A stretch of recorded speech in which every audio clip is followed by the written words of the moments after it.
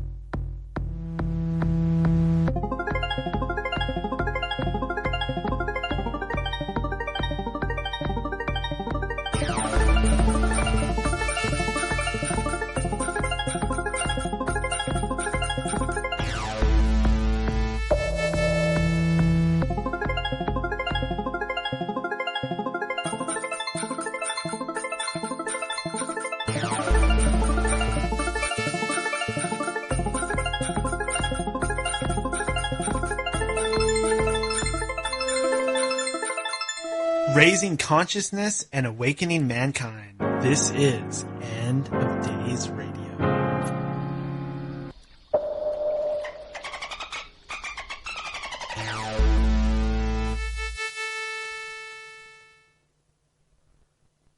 Hello, everyone.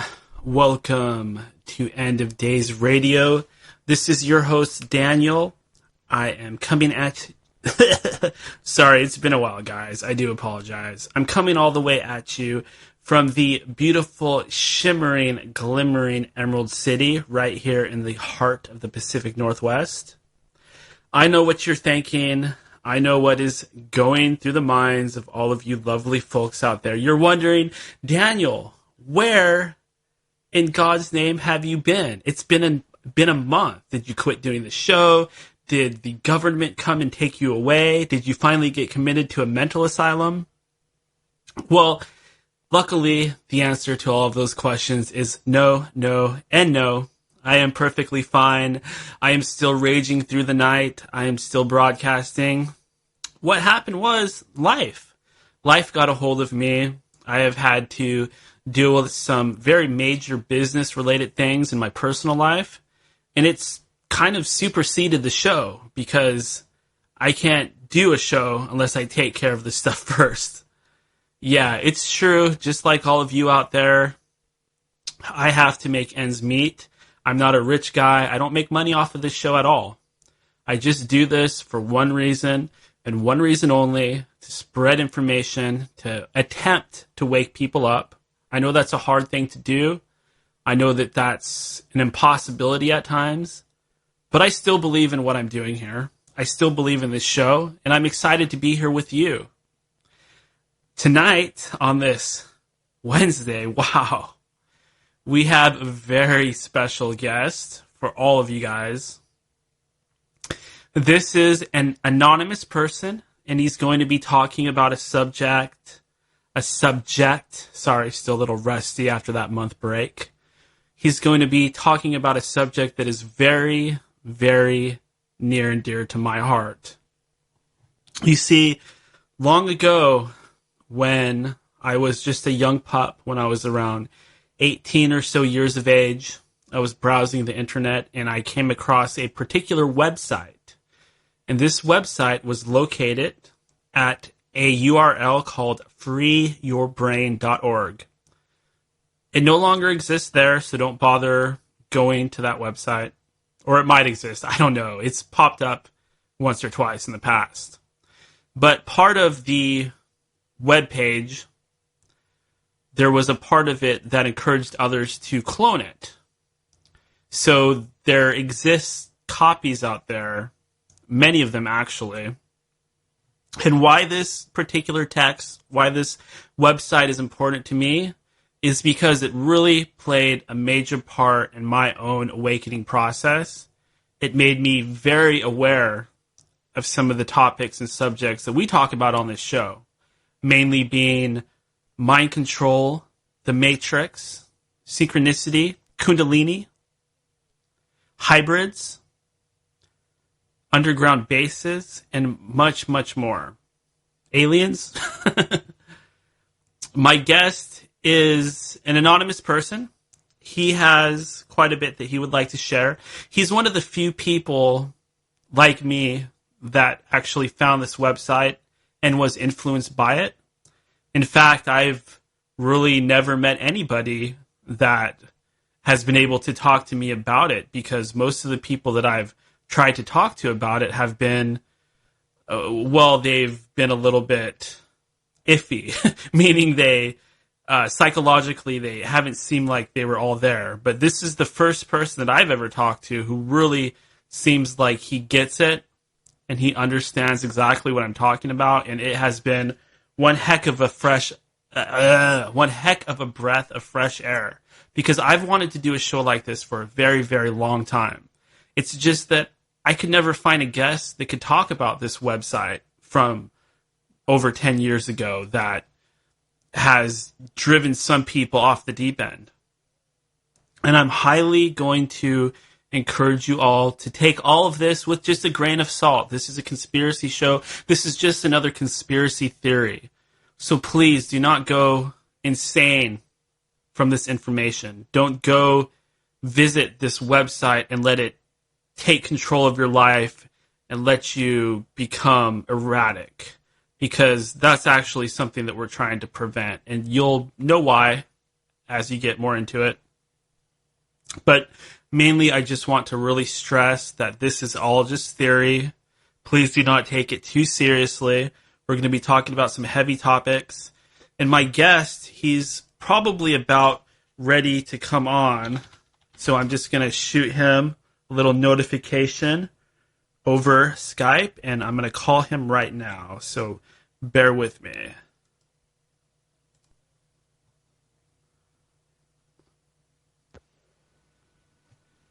Hello. Hello. Is this the anonymous person? That's correct. Awesome. It is good to talk to you. Likewise. I was just telling my audience here how refreshing and how awesome it has been to actually talk to a real human being that understands this particular subject matter and doesn't come off as completely insane. Yeah, likewise. It's good to be on the show. It's good to talk to just other people that are into conspiracy theories without giving the illusion, like, oh, this is crazy, this is nuts, things of that type of subject matter. Yeah, exactly. And I was sure to tell the audience out there that take this with a grain of salt. This is just conspiracy theory. We don't want anybody to become erratic, to have any anxiety, to question their reality to too high of a degree. So please just view this as theory, and if you'd like, entertainment, because neither of us want to be responsible for anybody doing anything that isn't in their best interest. So I'm just throwing that warning out there so that everybody knows that we're about to get into some heavy stuff, and to not let it have too much of a negative impact on their life. Because I can say that there was a period in my life where this webpage and this subject matter, it was just so shocking, so revealing to me, that it made me act a little bit erratic, partially because I didn't fully understand it at the time. But let's get back to you, anonymous person. How was it that, well, I kind of found this website randomly. I was on a website forum called the Shroomery, and I actually followed a link because they talk about all kinds of out there stuff on there. But how did you find it? I was just on my search engines one day, Googling things of natures of, like, what is reality? Like, why are we here? What are we doing here? Is there a meaning? Is there a purpose? Then all of a sudden, this page popped up. And it struck me as interesting because I was like, okay, well, this at first, when I looked at it, I was like, this doesn't make any sense at all. This is completely out there. And I said to myself, wait a minute, that's kind of the thing I was after. So the subject matter struck me as very interesting. And as I began to read it, something jumped out at me. It said, feel your speed. So I read it as slowly as I possibly could. And the reason it struck me as so interesting is that it taught you to question your reality. You know, like, why are we here? Why are we exist? Like, what is the meaning of life? Why do we have these thoughts? Are people controlling us? Are we controlling them? You know, things of these nature. Absolutely. And I want to let everybody know that if you are a fan of movies like The Matrix, obviously, or perhaps The Truman Show, or Dark City, you're going to really relate to this subject matter. And there's been a few more as well. Another one is I believe it was called The 13th Floor.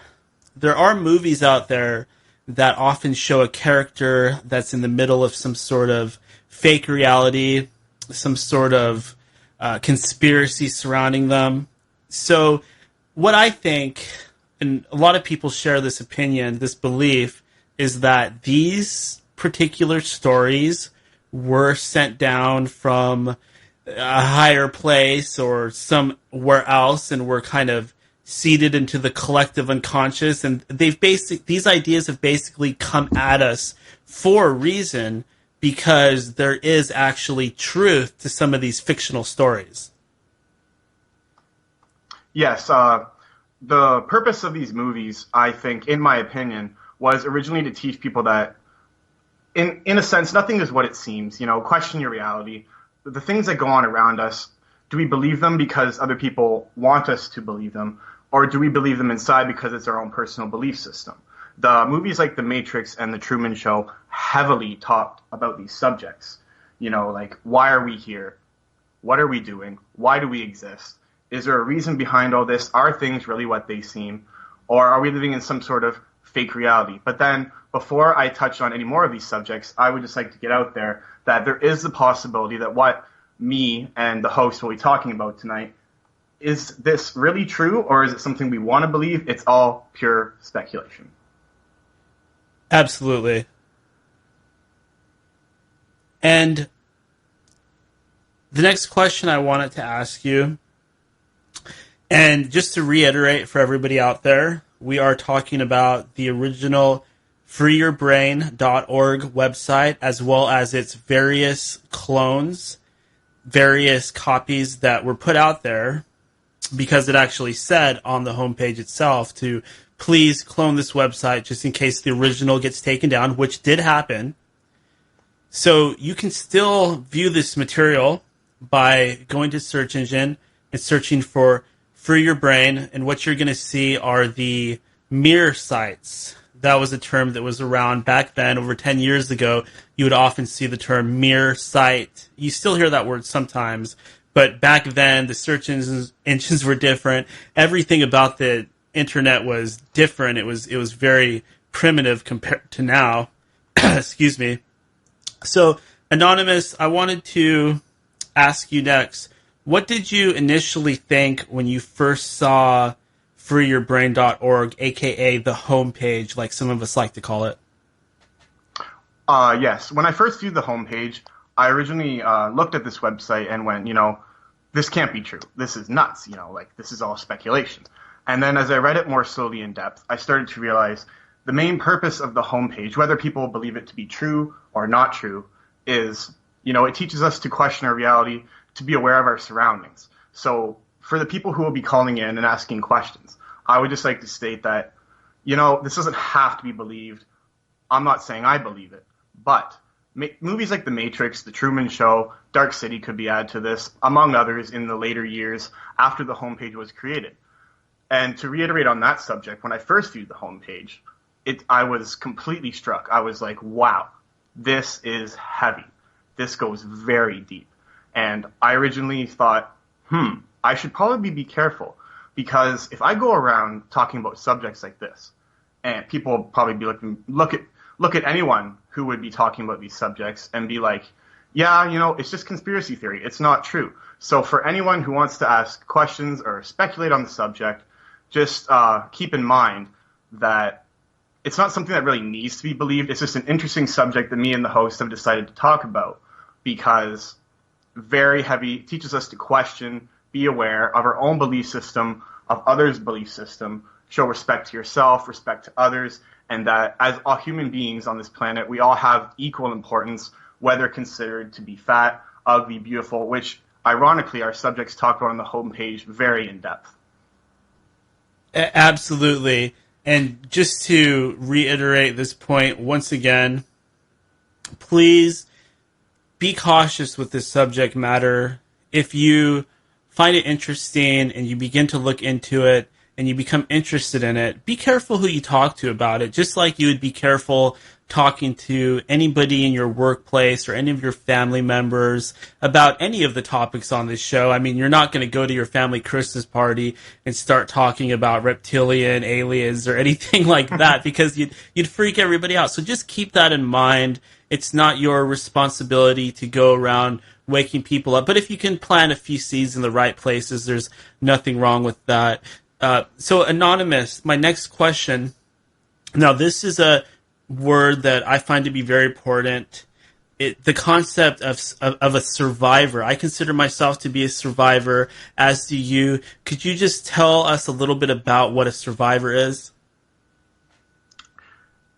In the definition of the homepage, this anonymous writer, who chose to call himself Piece of Nothing, defined a survivor as someone who had the strength of will and especially the in-depth love for the person that he or she was in love with to survive a secret war that took place from the years roughly late 1991, maybe early 1992, ending around 2001, early 2002, or roughly somewhere in the middle. Survivor is a term loosely used to define as a person who, technically, if you're hearing us talk about these subjects and you have no idea what we're talking about, then you should probably consider that a survivor would be someone who did not know about these subjects previously before hearing it, because technically they were never told anything. And I would like to add one more thing. The audio setup in the area I'm using to talk, it's very close to each other. If there is an echo, I apologize. If there will be any callers tonight, just make the first thing that you mention. If there is an echo, I will try to make the audio setup a little bit farther away from all the other audio equipment so as to make the audio quality a little bit more clear. Yeah, you're coming in pretty good. I can hear you loud and clear. Okay, good. And just to kind of launch things forward, on the homepage itself, to kind of set the groundwork and to lay out what is actually happening, the homepage, it has a section that you should probably read first before you get to the other stuff. Well, there is a little section before that, a few sentences, but it is called The Allegory of the Alien, and I understand you wanted to talk a little bit about that. Yes. It was titled Allegory of the Alien to enhance on the fact that purely an allegory, could be true, could be not true. It's completely up to you to decide, not telling you what to do with your life. But for the purpose of speculation, we will be considering this 100% true. The Allegory of the Alien was created to describe how do we describe reality? Like we perceive things around us. Do we observe it? Does it observe us? Can we study reality? Can we put it in a cage? And then hypothesize a theorem about it as if we can change it. But for the purpose of pure speculation, Allegory of the Alien can be summed up into one sentence.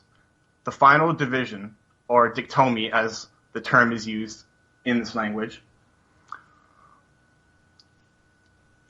Once upon a time, in a distant corner of the universe, there was a planet called Earth. On the left side of this planet, there was a continent nicknamed Dragonia. And on the right side, there was a planet nicknamed Nirvana. Before I get to the rest, this dichotomy simply means us and them. Hate versus love. Do we fill ourselves with positive thoughts, happy thoughts, energetic thoughts, the ability to share with other people? For example, as I'm speaking, if love didn't exist, which it does, would I be able to share this? Would I be able to hug someone, feel something for them? On the other side, the left division, dichotomy of reality, hate, malice, which is an illusion of the mind. Can we mix the two? It's kind of like vinegar and baking soda. You mix the two essences, they don't mix, they fizzle, they burn up. So pretty much what the allegory is summing up into one big hypothesis is, do we remain positive, happy? Do we focus on the positive, the negative, the love part of reality? Or do we get into fights? Do we fill our minds with malice? Do we hate people? And the allegory was choosing terms like aliens, pretty much to describe that we need to be more sharing with people. We need to be more positive versus the other. You know, like if you go to school, you get into a fight and you get angry, you hit somebody, that would be considered a negative emotion.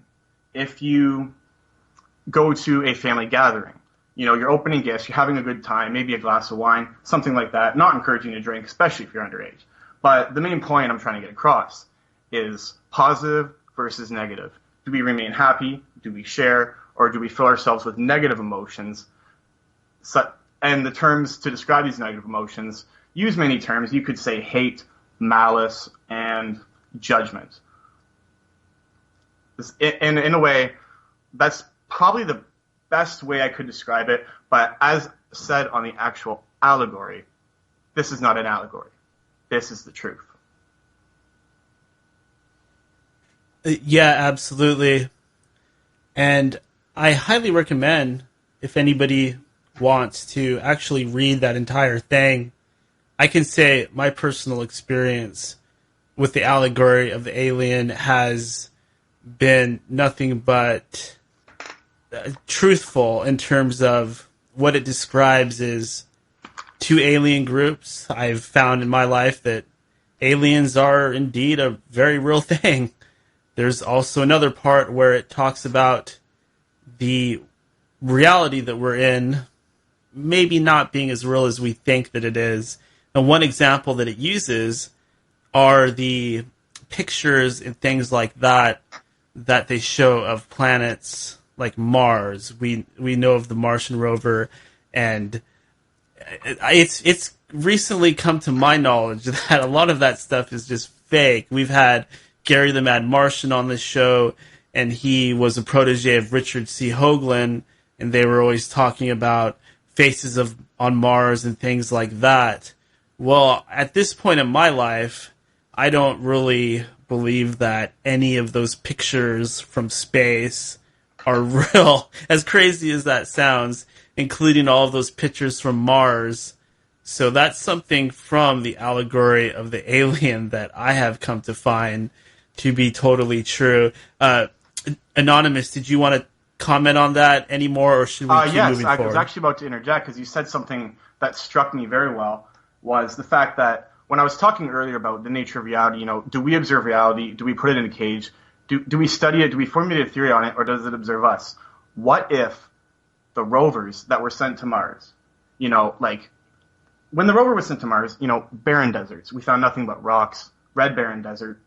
But what if that was able to be put into the form, you know, of a hologram, like a tangible hologram where we thought we were studying was real, but in fact turned out to be a hologram that was created by intelligent life, extremely intelligent life, more intelligent than us.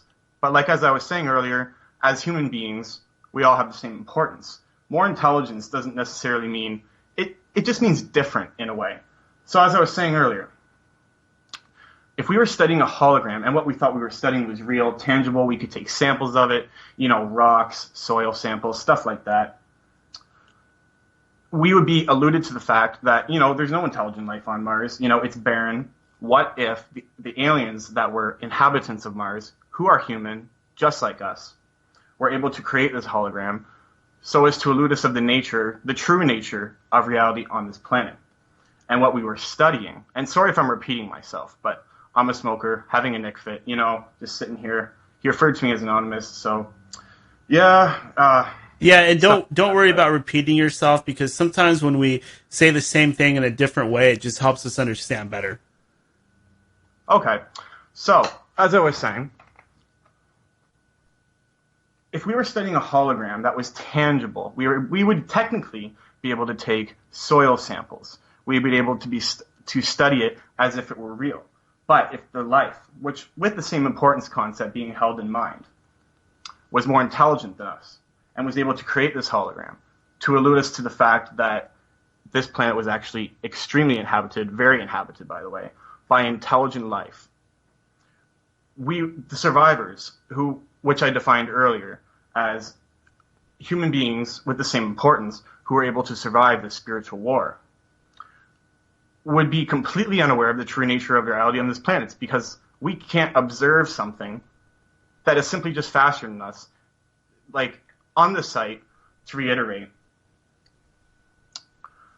if we try to observe something that is capable of observing us at faster speeds, that agenda would be able to observe us. You can't investigate a Martian. He investigates you first. You can't investigate a Venusian. He or she investigates you first. Oh, so good we're point. taking tangible samples of a hologram that was created by this intelligent life. The survivors would be like, oh, there's no intelligent life on Mars. There's no intelligent life on Venus. These pictures were faked by extremely intelligent life. You can't investigate human beings of intelligent universe who are simply just fashioning us, so to speak, keeping the same importance in mind. Human aliens, human just like us. Yeah, absolutely. I really like that point you made about us not being able to observe something that thinks in a faster way than us. I mean, the idea that we would somehow be in control in the face of aliens that not only have advanced technology, but advanced mental faculties, paranormal powers, as you will, we wouldn't really stand a chance. They would just be on a completely different level than us, and just like we're on a completely different level than our pet dog or pet cat. We're kind of, it's not to say they're not intelligent, but we're kind of, I wouldn't say above them, but we're obviously in control of the situation. We decide when the cat goes in and out of the house. Yes, exactly. And some of these paranormal faculties would include things such as, like a psychic connection to animals, being able to use mental communication, things of this nature. So to sum it up in one sentence, you can't investigate a Martian or a Venusian. They investigate you first. They know when you're holding them with your thoughts. They know when you aren't. So if you were to, say, be sitting in a room with a human alien from this planet, and you were trying to observe them, holding with your thoughts like, what are they going to say next? What are they going to do? They look just like us. Is he an alien? Is she an alien? Is they not? They know exactly what you're thinking. They're faster. It just wouldn't work. And if you've ever had a deja vu was described on a site that was related to this homepage as a Martian mind meld or a Venusian mind meld. Things of the nature as, whoa, this has happened before. Wait a minute, what's going on? This could also be defined as a psychic connection where you were thinking the exact same thing that this human alien was thinking at the same time. So when concepts like these are being discussed, it's not really must be believed or, you should go do something stupid. Whoa, I'm freaked out. I'm going to go swimming in a lake that's below zero. I'm going to go talk about these subjects. No. Bad idea. More of a fact of just making yourself aware and pushing your assemblage point upwards, pretty much showing you just, question reality. Because ever since the dawn of, intelligent life, we've been asking questions, things like, why are we here? What is the meaning of life? Why are we standing on 2 feet? Why can we think, have thoughts, and share with people? Maybe the answer is a lot more simpler than that. To love is to share. If that was not true, how are we able to hug someone and feel something for them? So the word love is just what the meaning of the word implies. The ability to share with people. So when these concepts are being discussed, it's the overall message is to question things around you. Do we perceive reality? Does it perceive us? Can we observe things that are fashioned us? Or does it, her, or him observe what we're doing? And you did bring up the assemblage point, and this is something that, of course, for many of you listening, this might be a little bit hard for you to understand, but just bear with us.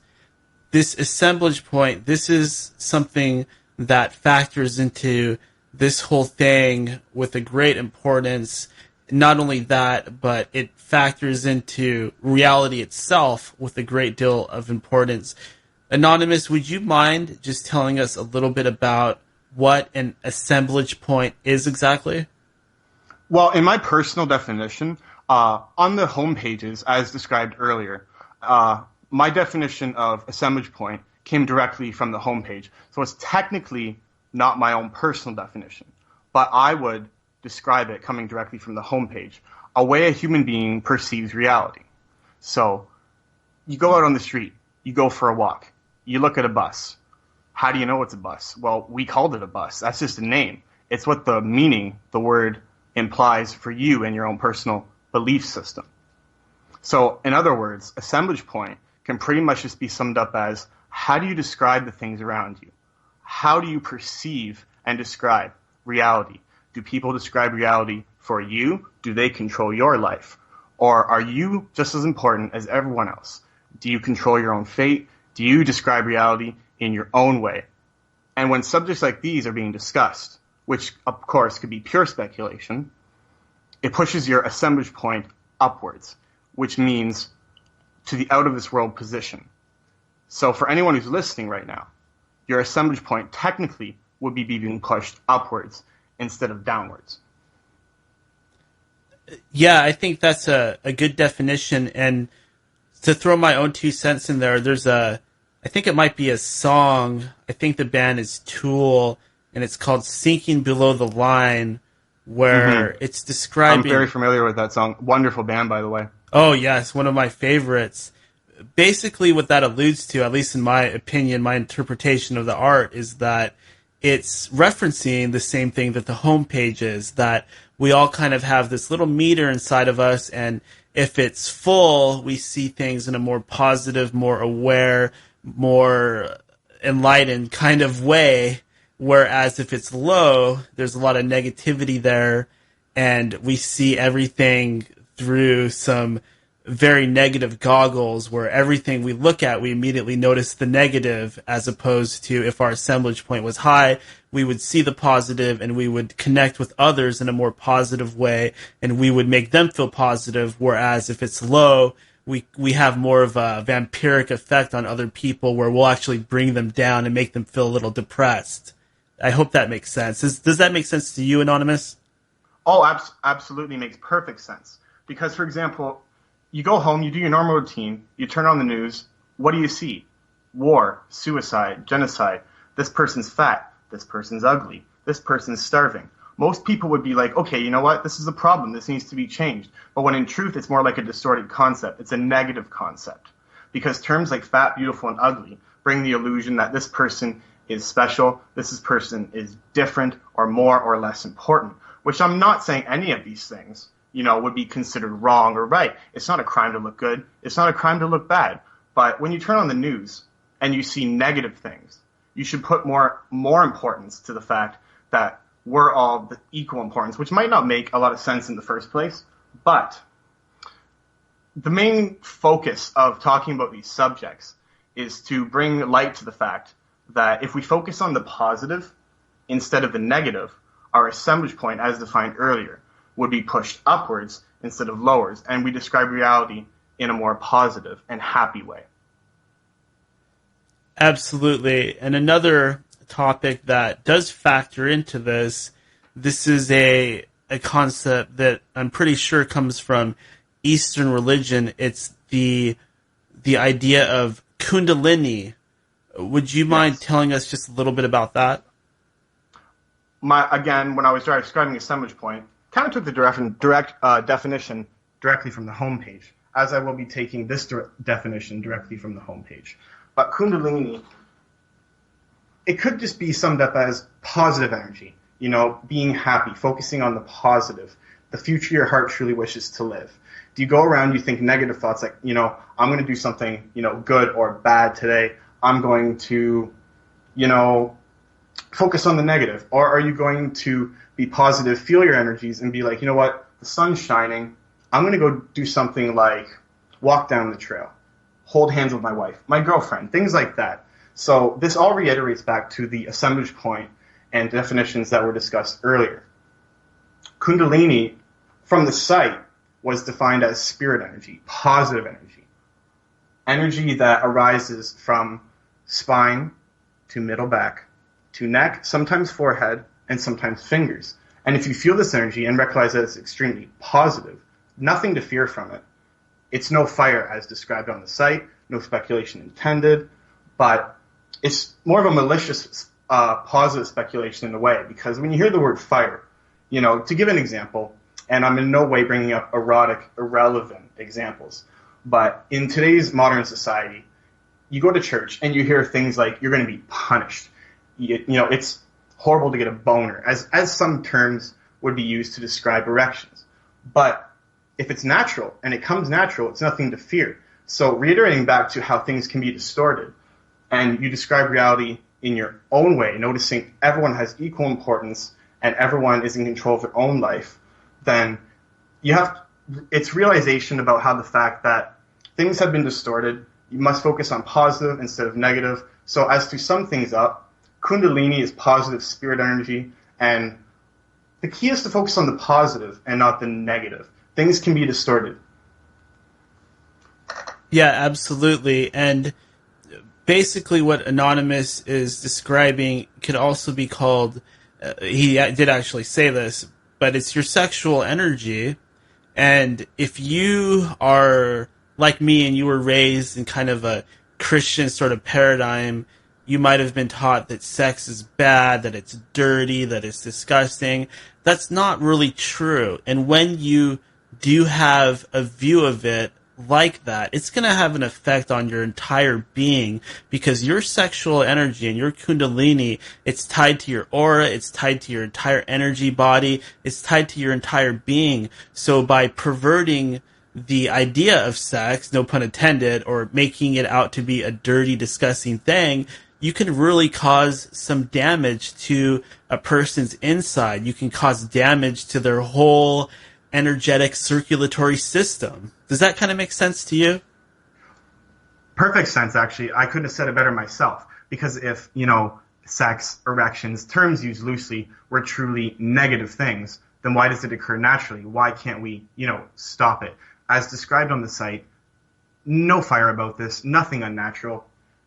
It's sometimes unblockable. You can't stop it. It's very positive energy. As described before, it can arise from the lower genitals, spine to arms to back, any part of the body if learned how to focus.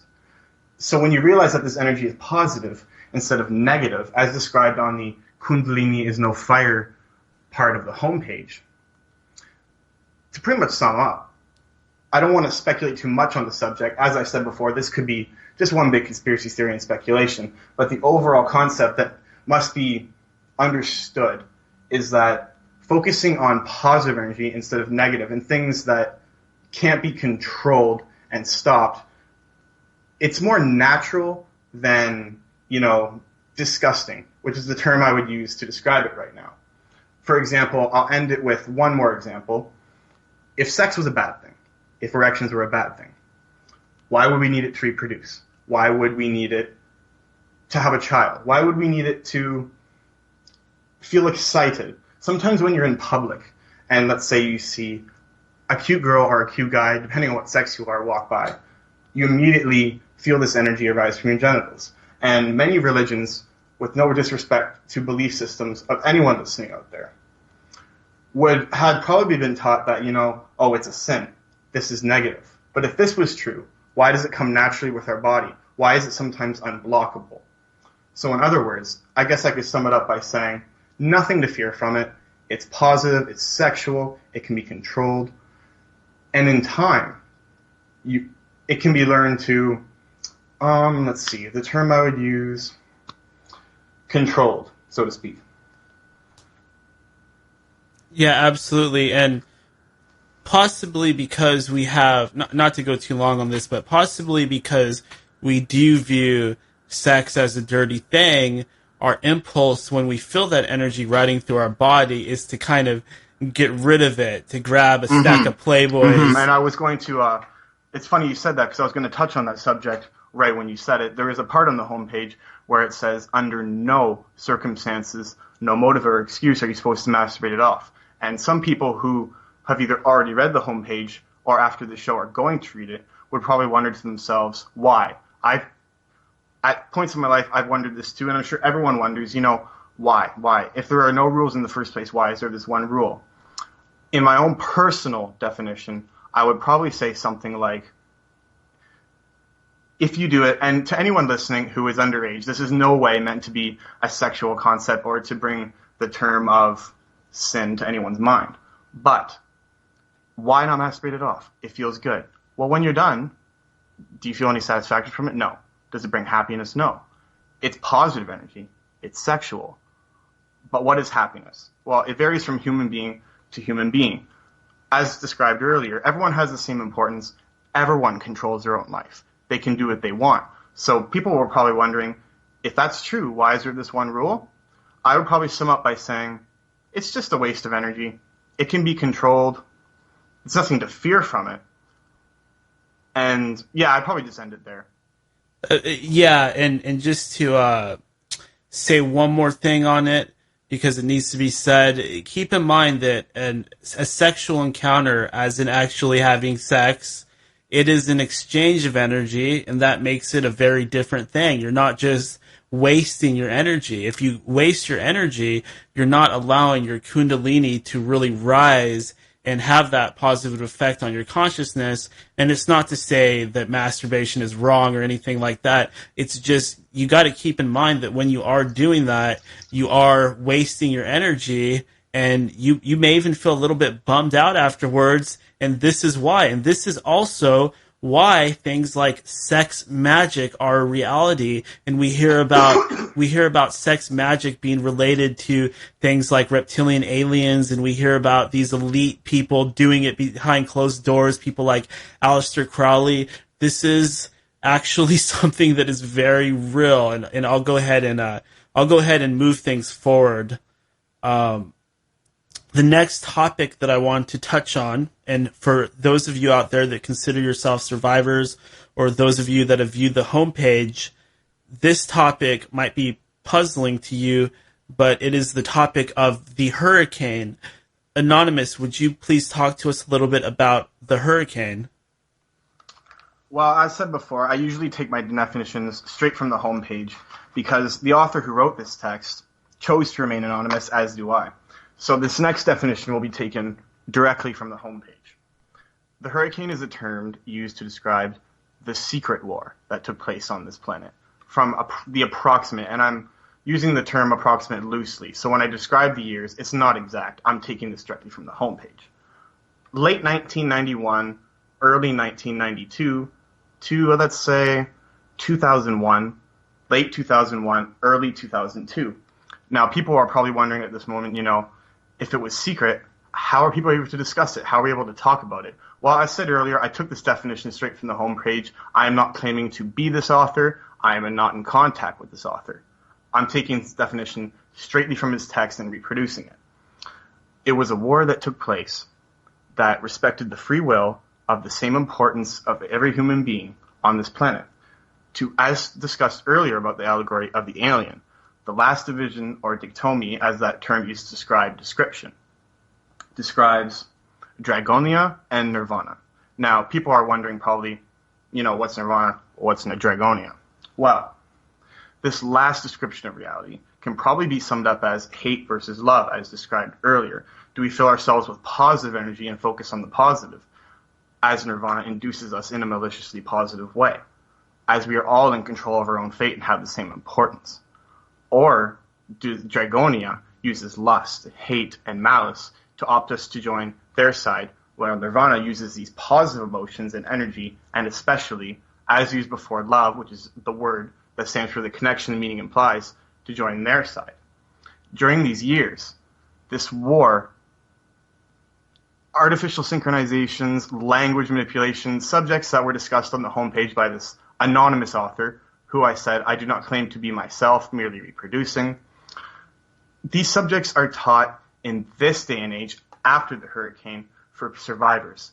As described earlier, a survivor is a person who had a free will and especially love for his or her eternal love. And what's this?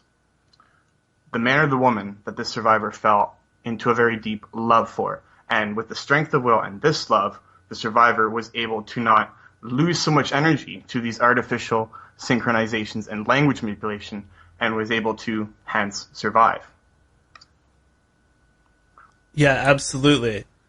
And this is a alien war that we're talking about, and something that does come up in the allegory of the alien is the concept of these implants that some people get. All of my listeners are very familiar with this topic because they're into aliens and alien research. So they're familiar with the idea of getting picked up by some gray aliens and getting a little metal implant put in your head, and when you go to the doctor and he tries to pull it out, it either disappears or it wiggles away like a little worm. Anonymous, could you talk to us a little bit about alien implants? Yes.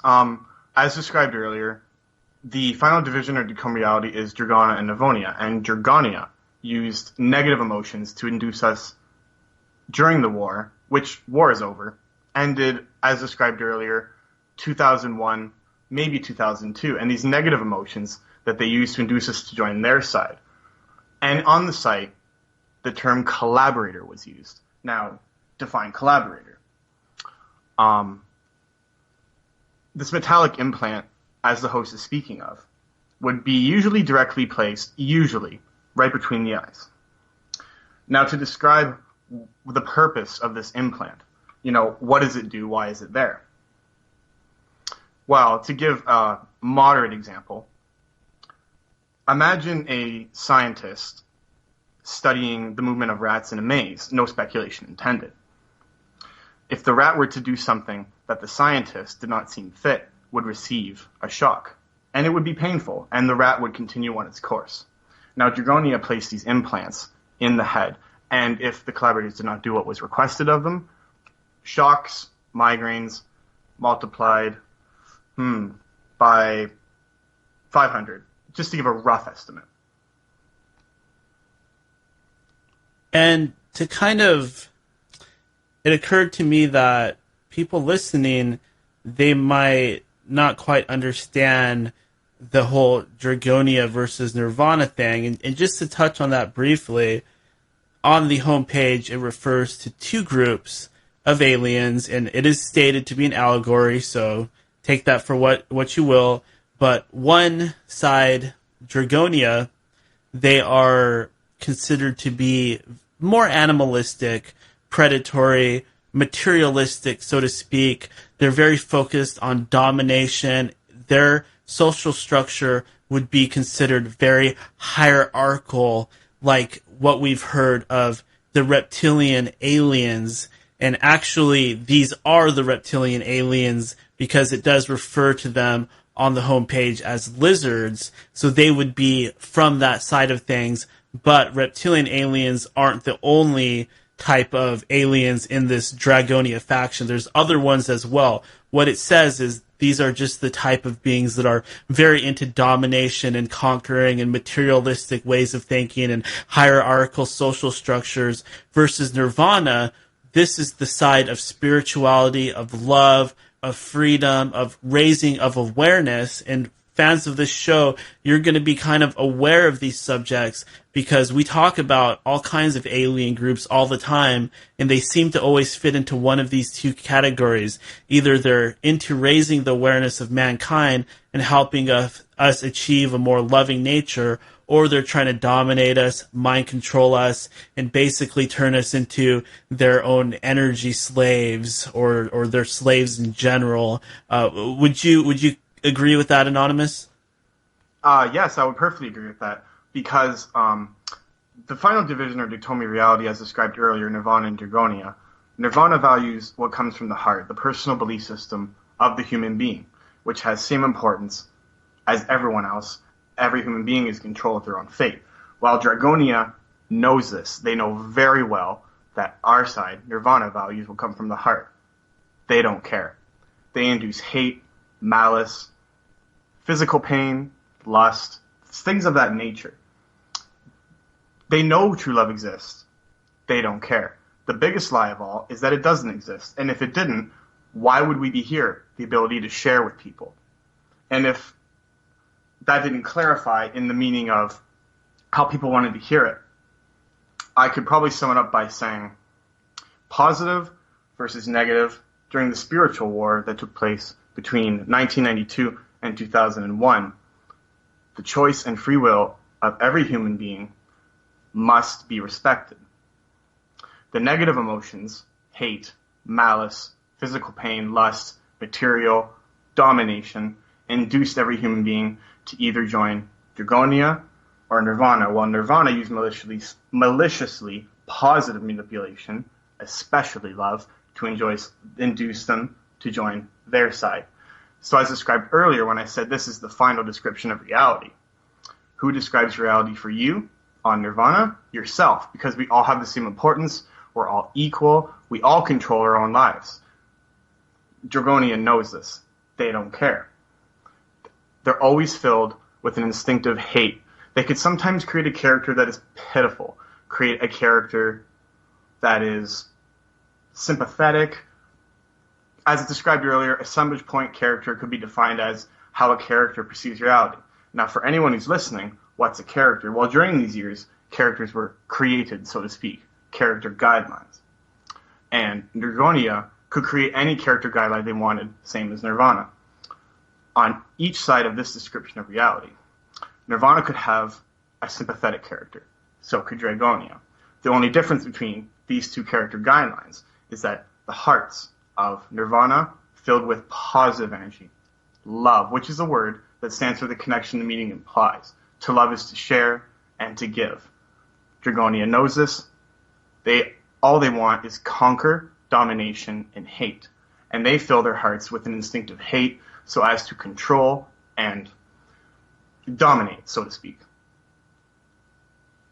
Yeah, I completely agree with that. And there's a chapter, if you want to call it that, a section in the homepage called Understanding the Foreign Lizard's Heart, which is pretty much about exactly yes, what you just said. Is a very, very important part to read, one that I've read many times myself, because Dragonia has a heart that is filled with hate doesn't mean you have to fill your own heart with hate. Emptying yourself, understanding their heart, realizing that no matter what kind of character guideline they create when inducing human beings to join their side, doesn't mean you have to fill your own heart with hate. You empty yourself, you understand their perception of reality, and join the correct side, Nirvana. And by the way, all of you folks out there, when I'm calling my guest here Anonymous, that's not to say that he's from the hacker group Anonymous. I'm just calling him Anonymous because he's an anonymous person. We're respecting his anonymity, so just please keep that in mind. The next question I wanted to ask is, how does a person's physical appearance factor into all of this? Well, as described earlier, when you turn on the news and people describe themselves as fat, ugly, beautiful, or handsome, people give importance to the physical appearance as if it mattered. So if a character guideline were degraded on either description of reality, Nirvana or Dragonia, the main difference is hate versus love. Well, Dragonia could create a character that looks beautiful, long, thin legs, luscious brown hair, and you would probably think, wow, beautiful, that's the correct side to join.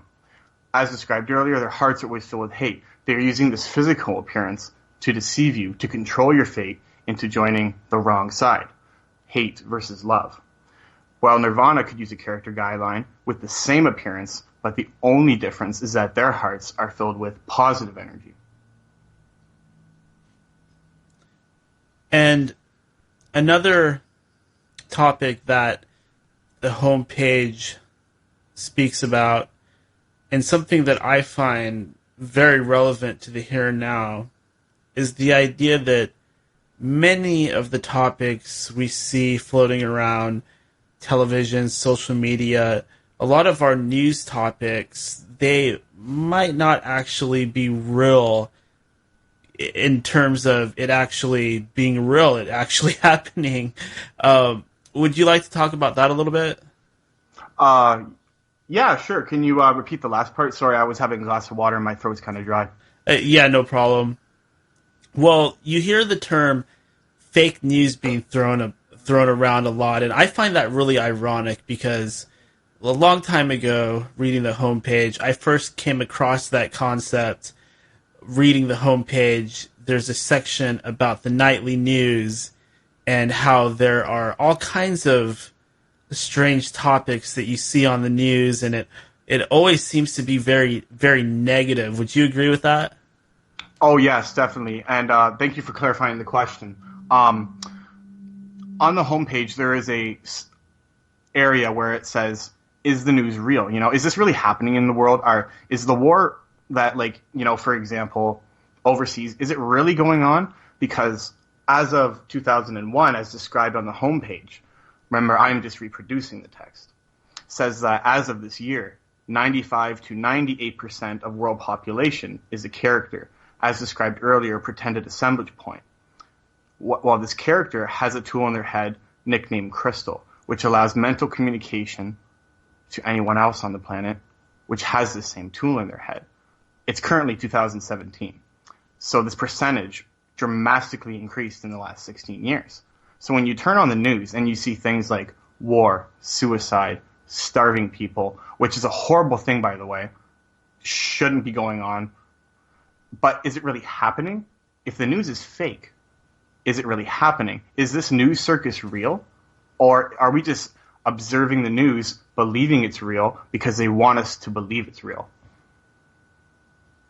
Yeah, exactly. And if you're into conspiracy theories, certain things like, just for an example, the death of Osama bin Laden. Well, where was the body? We still have not seen one picture, no evidence at all that he was ever killed.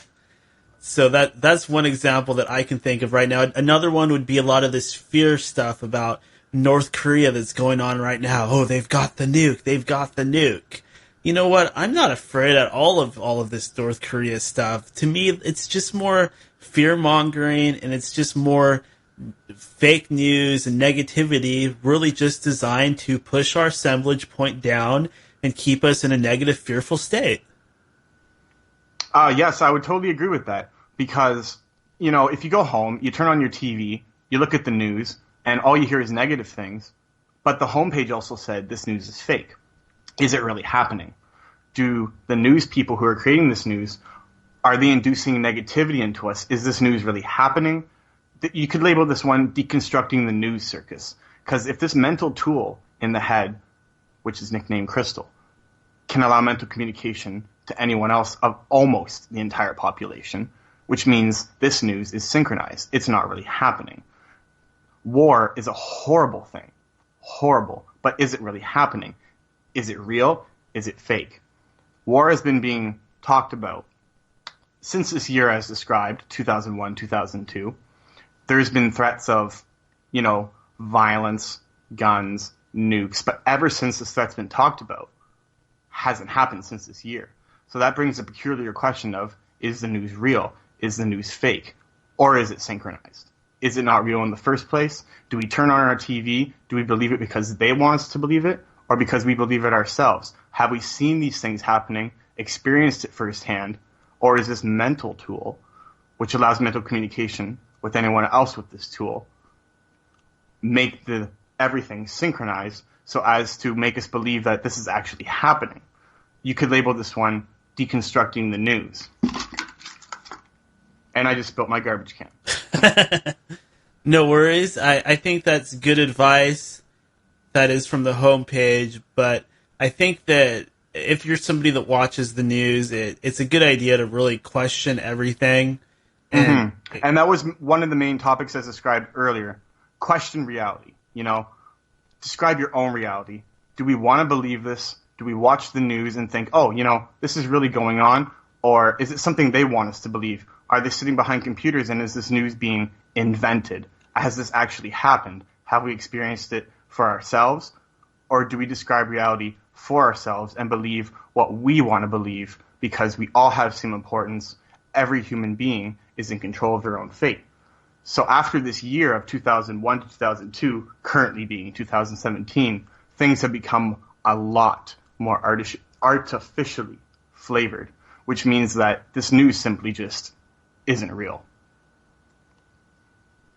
Yeah, and just like you said, it seems like the further we go along the timeline, if you even want to call it that, the more and more fake the news actually becomes. Yes, because as said earlier, 2002, the percentage as described on this homepage was 95 to 98%, leaving roughly 2 to 3% unaware. Currently being 2017, who knows what the real percentage is? So everything becomes artificial. So in other words, the only way to free your mind, as described on the homepage, take control of your own belief system. By the way, pure speculation and conspiracy, but this news simply just isn't real. None of it's happening. We've been hearing threats of war, starving, genocide, nukes, but ever since this year, has any of this really happened? Have we observed it for ourselves? Or is it something we saw on TV and we believe it because they want us to believe it? Now, people might be thinking at this moment, well, I turned on my news, I just saw people get killed. Well, what if this news was invented and this mental tool I talked about earlier was able to create synchronization to allude us to the true nature of reality, where synchronization was created. And when someone is actually under threat of violence, which I am in no way condoning violence, horrible thing, but as described earlier, things are artificial. This mental tool allows synchronization to allude us to the fact this violence is not actually real. It's fake. And we can label this one, as repeated before, repeating myself, apologies, deconstructing the news circus. Currently 2017, I don't know what the percentage is, don't know, but a lot higher ever since this homepage was originally created. And I do think that I believe that perhaps some of this news might be contributing to our idea that there is a sequential order of time, when in reality, it seems that, in reality, time does not exist at all. Yes, and this is another very important concept instructed on the homepage. And to give a clear example of it, people might be wondering, time exists. I'm looking at my clock on the wall right now. I can see it. It exists. Well, think back many years when clocks didn't exist. Time was used by directions of sun and stars. Time is an invented, man-made tool to organize our days. So if you take those two concepts and add them together, time doesn't really exist in the first place. It's just a tool that we use to organize our days so that I can be communicating right now with the host and with the people listening so that I can wake up in the morning and get to places where I be on time. So to sum up, in other words, time is an invented, man-made tool and doesn't exist. Yeah, exactly. I like that. And the next topic that I wanted to bring up, and this is important because this is kind of why we want to be a little bit more in control of our own body's energy and our own conscious energy output, is the idea of creating or manifesting our own reality. Would you like to talk about that a little bit? Yeah, sure. As discussed earlier, every human being has equal importance and is in control of their own life and describes their own reality. So if time doesn't exist, why do we constantly move fast to get places to be there on time? Rationalism. I must be there on time. I cannot throw this food away. This rationalism concept was discussed on the homepage. If you move slowly and realize that time is an invented tool and does not exist, you'll realize that you can fill yourself with more positive thoughts, focus on the more positive, and realize that negative emotion can be purged. Yeah. If that makes any sense. Yeah, definitely it does. Our thoughts, it's said that our thoughts actually create our reality, and if somebody else is in control of your thoughts, then they are in control of your reality. Yeah, I couldn't have said it better myself, because as saying earlier, if we all have equal importance and we're all in control of our own life and time doesn't exist, you simply describe your own reality. You perceive it in your own way. You move slowly. You have your own thoughts. The brain is a tool.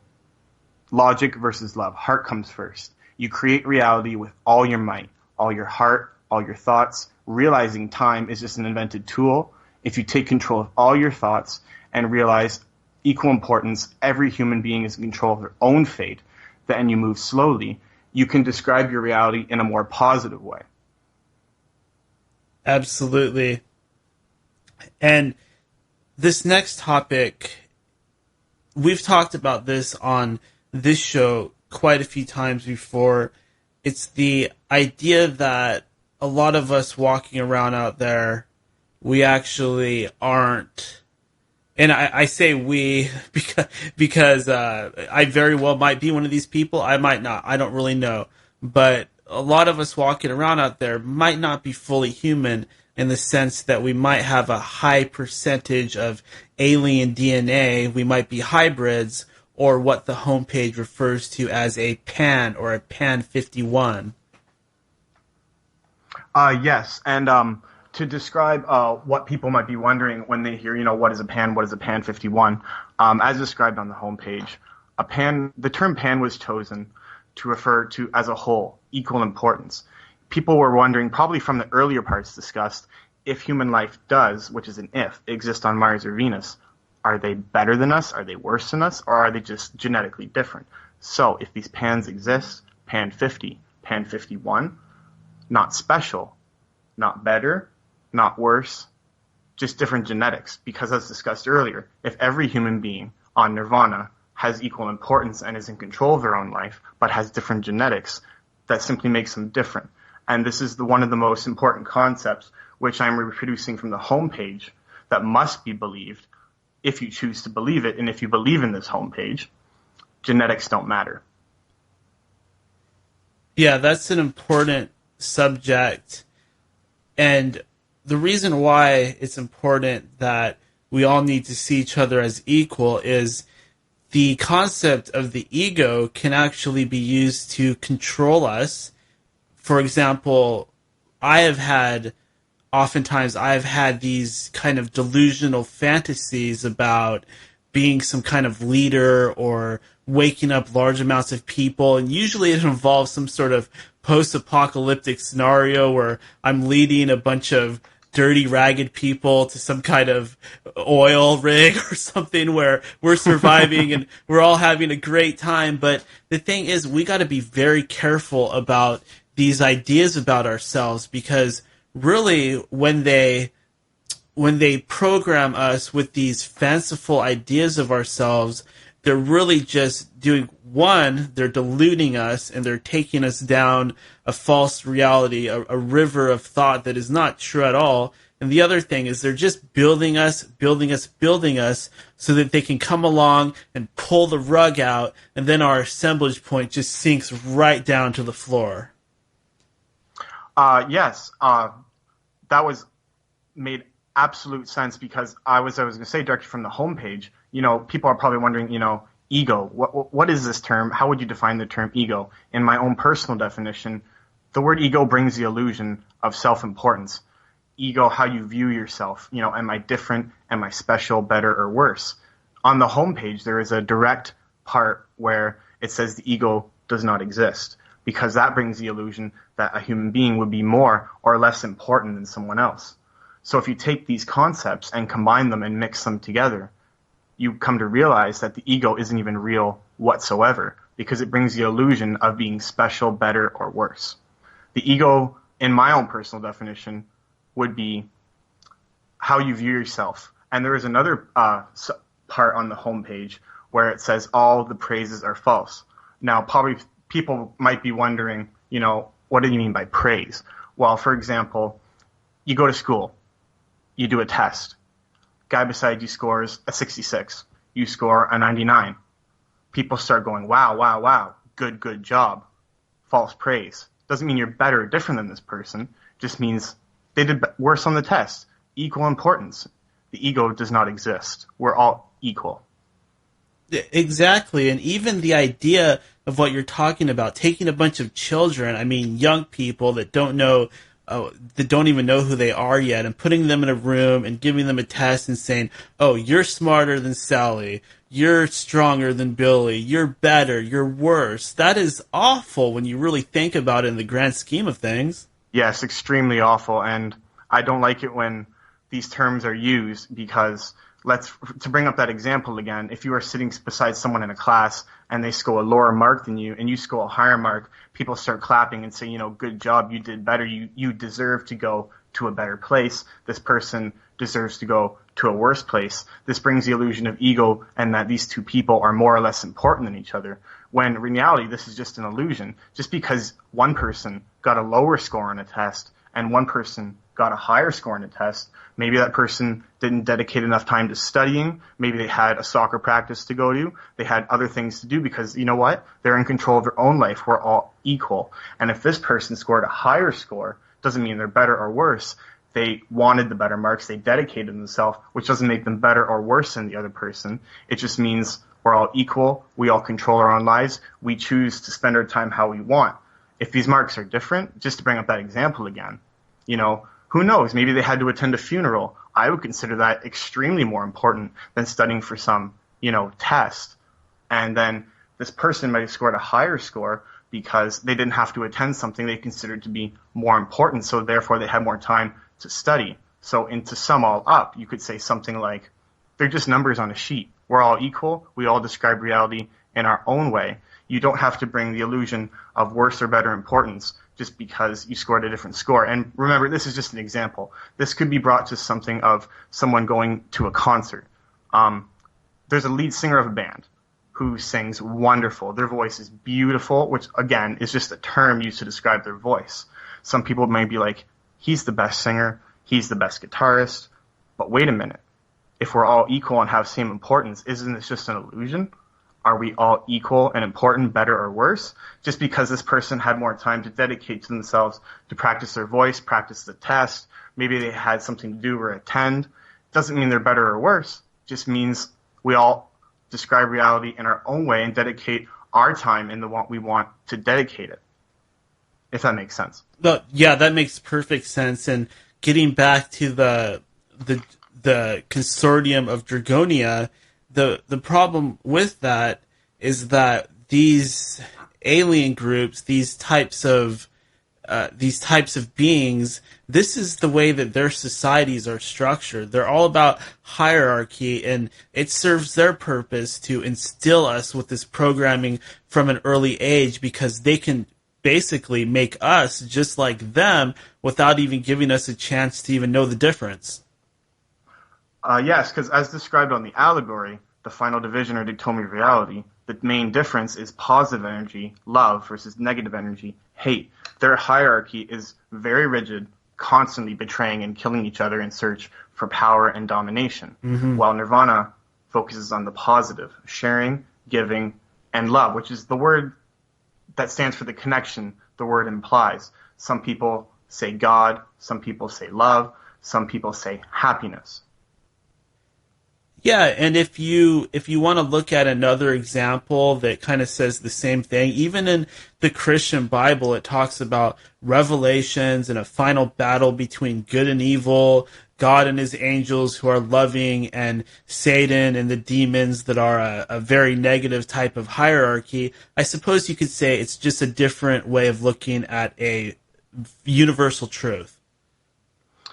Yes, and I'm very glad. I was actually going to touch on that point. I'm very glad you brought up the Christian religion, because on the homepage, there is a sentence that perfectly describes what our side values. And the sentence from the Christian religion goes like this: "Thy will of thy heart be done, as in heaven on earth." Heaven meaning how you describe reality, filling yourself with positive energy, describing reality in your own way, noticing everyone is equal and has same importance. Thy will of thy heart be done simply means, in my own personal definition, believing what you want, doing what your heart desires. Yeah, absolutely. And in terms of why do I have a podcast called End of Days Radio? Why do I have these other websites? Why am I involved with this seemingly egotistical stuff? Well, there's a line from the homepage that describes it perfectly. The simple truth is that these are only tools to work with. Yes, yes, and I was going to touch on that. It's a very important subject. Let's say you go to a Christmas or Easter dinner filled with very positive energy, laughing, sharing, and exchanging of gifts. Well, gift can be replaced with the word tool because receiving, which there is no receiving at all, is an illusion. If you give your friend or family member a gift, do they receive it or do they give back? Imagine yourself standing in front of a family member. You give them, let's say, $20. They don't receive the $20. You gave it to them, and then they give you something back. Where did the receiving come from? Doesn't exist. To love is to share. To love is to be happy. You give to someone, they give back. And this is a subject that was discussed in the homepage very heavily because the receiving is an illusion. It doesn't exist. You hold your hand out and give someone a gift, which can be replaced with the word tool. They're not receiving the gift. You're giving it to them. They give it back. And on the site, you'll find it says there is no receiving because the receiving is an illusion. You give back. To love is to share. Absolutely. And another topic that is brought up several times in the homepage and also in the Allegory of the Alien is the idea of these operation centers or underground bases where these negative alien groups from Dragonia are actually operating out of, and they're called on the homepage operation centers, and this is kind of where they collaborate and it's kind of where they broadcast and dictate their various mind control methods from. Does that sound accurate, or would you disagree with that description? Well, in my own personal definition, Dragonia has the habit of brainwashing you into joining their side, while our side has the habit of using maliciously positive speculation into controlling your own fate and using positive energy. So using this final division or dichotomy of reality, noticing that to love is to share, while Dragonia knows this and doesn't care. Being 2017 personally, I don't know if, and I'm saying I really don't know if there are any reptilians left because the homepage was created 2001, 2002. Currently being 2017, don't know if there is a minority of them operating. But currently being 2017, yes, these operation centers exist from our side. And Nirvana would use them to spread over money for people who need it, creating homeless shelters, all having equal importance. Because if you're homeless, it doesn't mean you're more or less important. It just means you don't have the money to afford food. You don't have the money to afford a place. So if we all control our own life and describe our own reality in a positive way and we all have equal importance, these operation centers can spread money. It can spread this mental tool that they use, nicknamed Crystal, and use positive energy to share. Yeah, that's a very interesting topic that you bring up, the idea of a crystal. Basically what this is a form of technology from the positive side that is invisible. I suppose you could describe it almost like a quantum computer where it's something that you can't really see, yet it is actually a technology that it exists, and it kind of supercharges your mental abilities, your paranormal abilities. They call it activating your crystal, where you're actually kind of waking up. It might be described as being close to opening your third eye. Does that kind of make sense? Yes, because usually this tool, noticing and not using the word gift, because receiving would be an illusion. You give to someone, they give back. This tool that's placed inside your head, if you spiritualize yourself more and more, for example, fill yourself with more positive energy, to love is to share, to exist is to be happy, and nothing more, which is a topic heavily discussed on the homepage called the quantum leap. To live is to be happy. All having equal importance ever since the dawn of intelligent life. People have been wondering, what is the meaning of life? Why are we here? But what if maybe to live is to be happy that we exist? So if you fill yourself with more positive and spiritual energy, and if you spiritualize yourself more and more, you can eventually activate this tool and use it And as long as you spiritualize yourself more and more tools progressively unfold. For example, mental communication, nicknamed paranormal powers, levitation.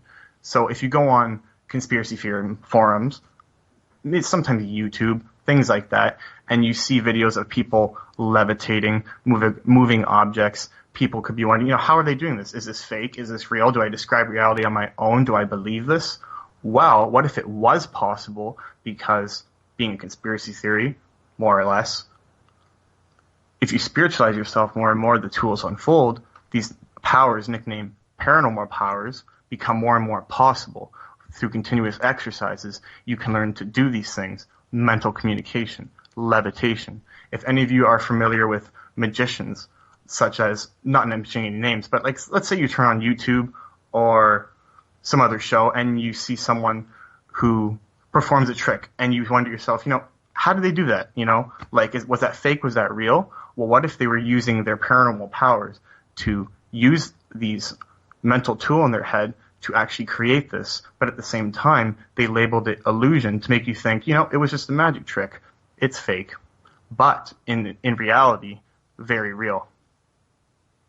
Yeah, exactly. And an analogy of that would be the guys in the Eastern religions over in Asia and India.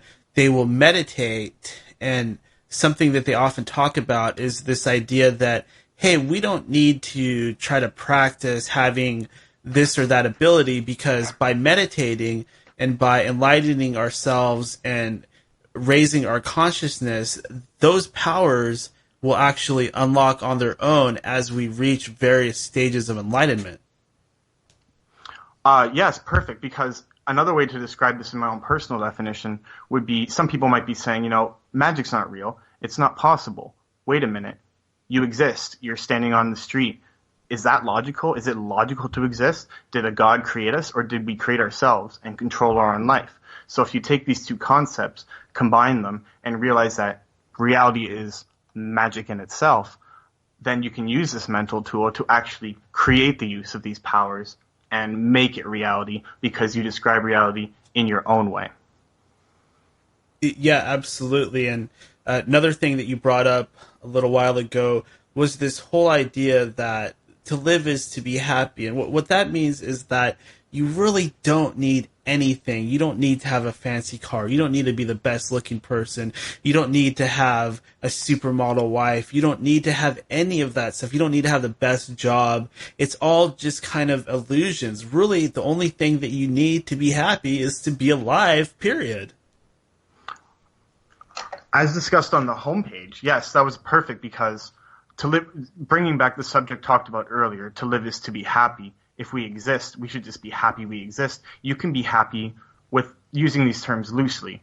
You can be happy in a wheelchair. You can be happy with no job, with no money, with little food, being married to someone considered wonderfully attractive, being married to someone considered ugly, using these terms loosely, having no girlfriend, having no boyfriend.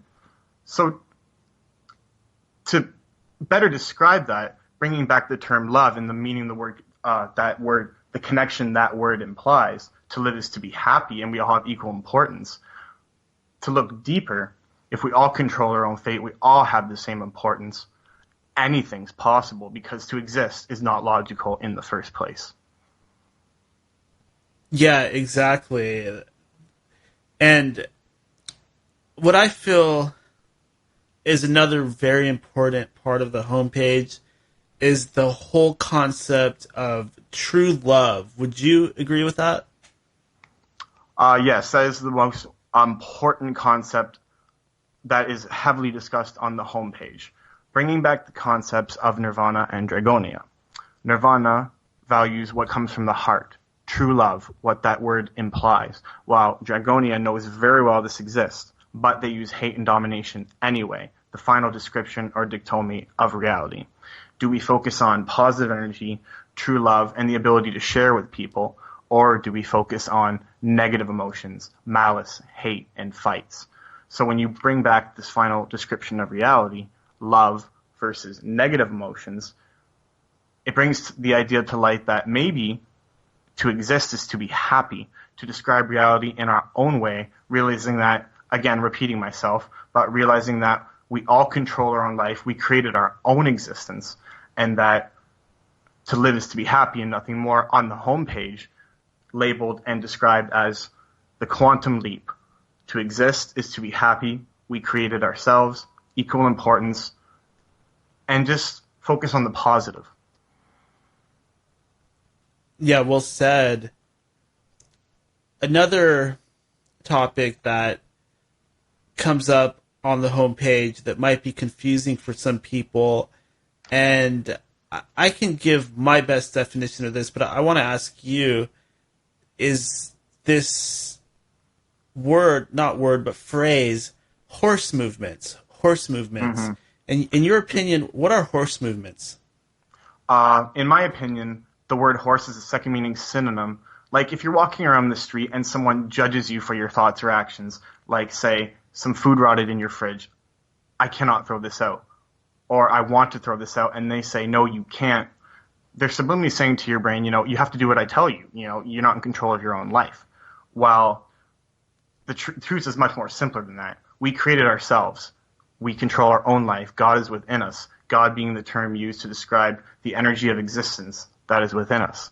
So if someone says to you, you cannot do this, you are being judged for your thoughts or actions, the anonymous author called Piece of Nothing labeled this as horse movement. Now, define term horse. Horse would mean external judgment, listening to someone's own thoughts and behaviors instead of your own.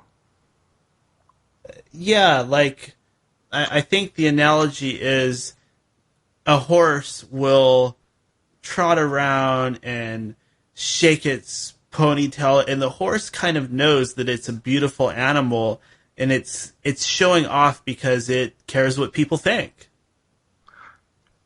Yeah, perfect. Because, like, for example, if you're being bullied at school and someone judges you for wearing different clothes or for failing a test, as that example was brought up earlier, we could label this horse movement. You're being judged. Who cares what kind of clothes you're wearing? Who cares if you failed the test? Maybe you had something more important in your own opinion to do. So if you walk around and you get the sensation you're being judged for your thoughts and actions, it's like they're subliminally saying to you, I'm better than you. I've got better clothes. I've got more money. I've got more food to eat. I passed the test. I'm more or less important. So the anonymous author, Piece of Nothing, labeled this horse movement to help you understand that we all have equal importance. We all control our own fate. External judgment does not exist unless you first believe in it, which was another topic heavily discussed on the homepage, which is currently not finished because, well, he kind of disappeared off the face of the map. Yeah, that's one of the great mysteries behind this homepage. Just to tell a little bit more of my story with it, I remember when the homepage was still being updated, and every once in a while you would see, new section on such and such a date posted, and they kept coming, and then one day they just stopped, and the author just disappeared, and he was basically never heard from again, which is one of the great mysteries of the homepage. Mm-hmm. And I've wondered that myself ever since I found the homepage myself, because these concepts were very important to me. Living your own life, describing reality in your own way. And ever since I found the homepage myself, I've always sincerely wished inside, I'd love to meet him or her one day. I'd love to say, thank you, you've taught me some very important concepts. And half the page wasn't completed. A lot of other human beings who found the homepage, including myself, would be like constantly wondering, where did he go? What happened? Did he activate his crystal? Did he free himself? Did he sincerely, using the term loosely, piss someone off? And he just decided to stop writing the homepage, leave a few spaces missing, so as to compel you to describe reality in your own way and figure it out for yourself. Now, ever since I found the homepage, I would go on the internet and be like, okay, where are you? Where are you? Where did you go? Did you go to Mars? Did you go to Venus? Did you activate your crystal? I want to thank you. Well, maybe he purposely left some pages empty so as to help you realize that we're all equally important. We all control our own fate, and we should describe reality in a more positive way, in our own way. Maybe he left these spots purposely and deliberately unopened so as to compel us to follow our own heart. Your own personal belief system. When I use the term heart, I just mean what you believe as a human being. Yeah, I think that's probably true. especially because he does write. He writes for survivors that find the homepage. He tells them, "Don't look for me. Don't bother with that." Almost like he'd rather us all focus on the concepts and focus on deprogramming ourselves and freeing our minds rather than running around across the globe trying to find out who this person was or where they went. And in my own personal definition and belief system, I think that if he wanted to be found or if he wanted to complete the homepage, he would have left hints and clues, come find me here, or he would have not used the anonymous term piece of nothing. He would have used his real name and said, I'm here, come find me. No one really knows where he went, what happened. Maybe he deliberately left these clues unanswered.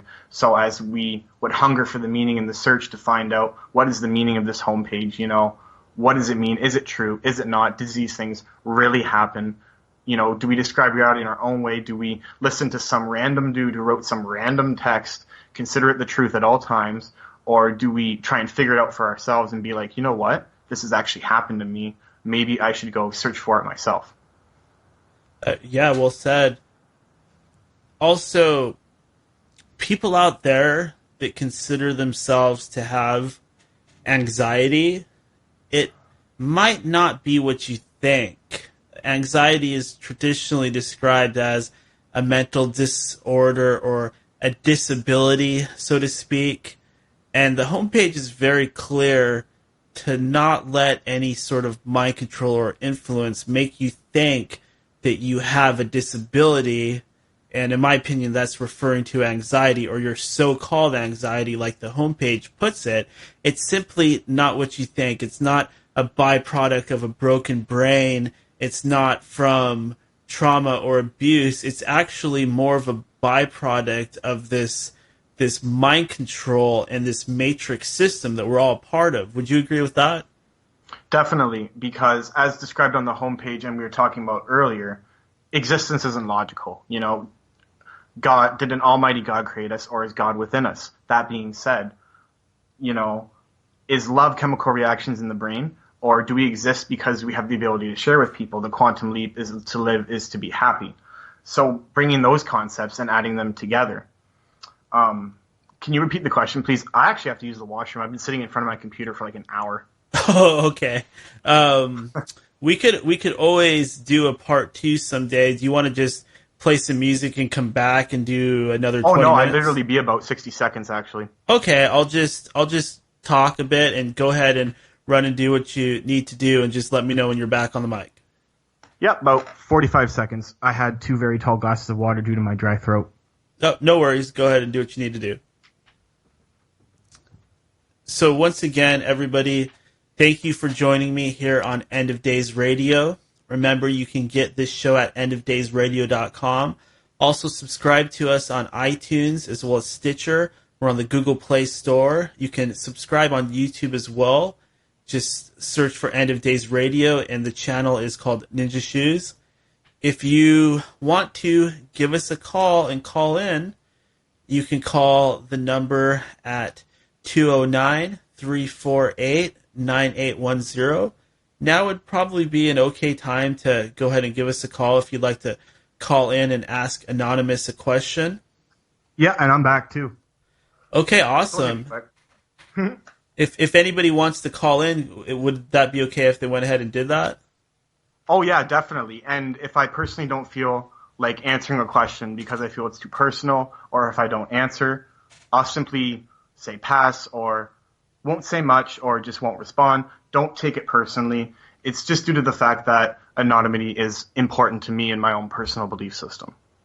Okay, awesome. So if there are any of you live listeners out there, I do apologize because obviously this show was kind of done on short notice. It was done sort of spontaneously, so most of you are probably going to hear it when it hits iTunes and it's released in podcast form. But no worries.